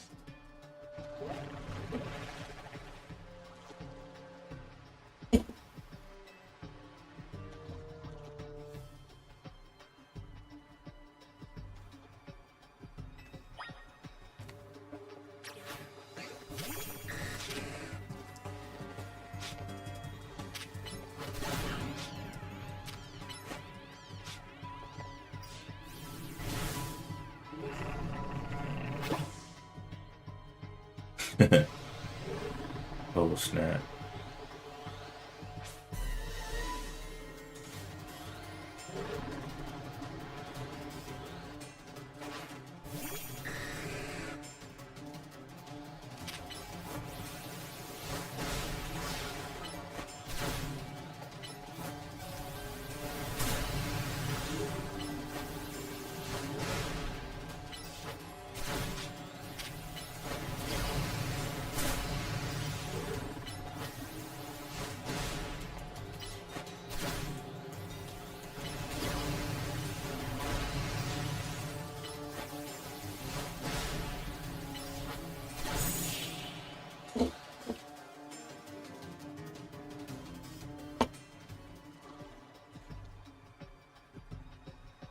My phone stopped picking up the stuck Pokemon, so I came to see what's up.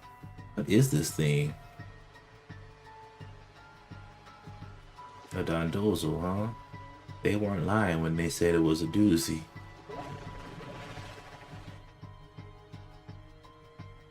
Oh, don't be sorry. All you wanted to do was wriggle through the pipe. I totally get that.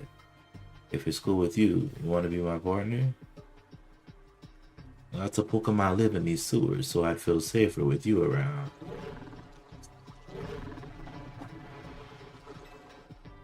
Looks like it's settled. Don't think I forgot about you. Thanks for saving this doozy of a Dondozo. Alright, Dondozo, time to get to work.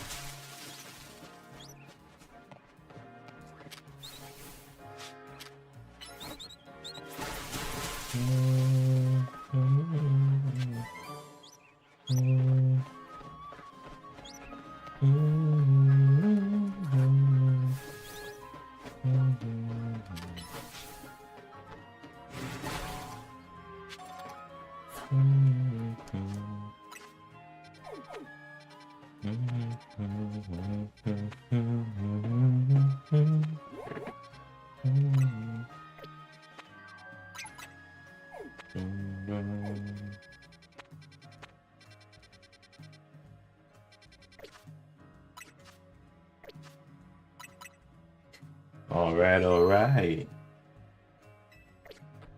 Well, I am sleepy, so I will head out. As usual, guys, thanks for stopping by. Much love.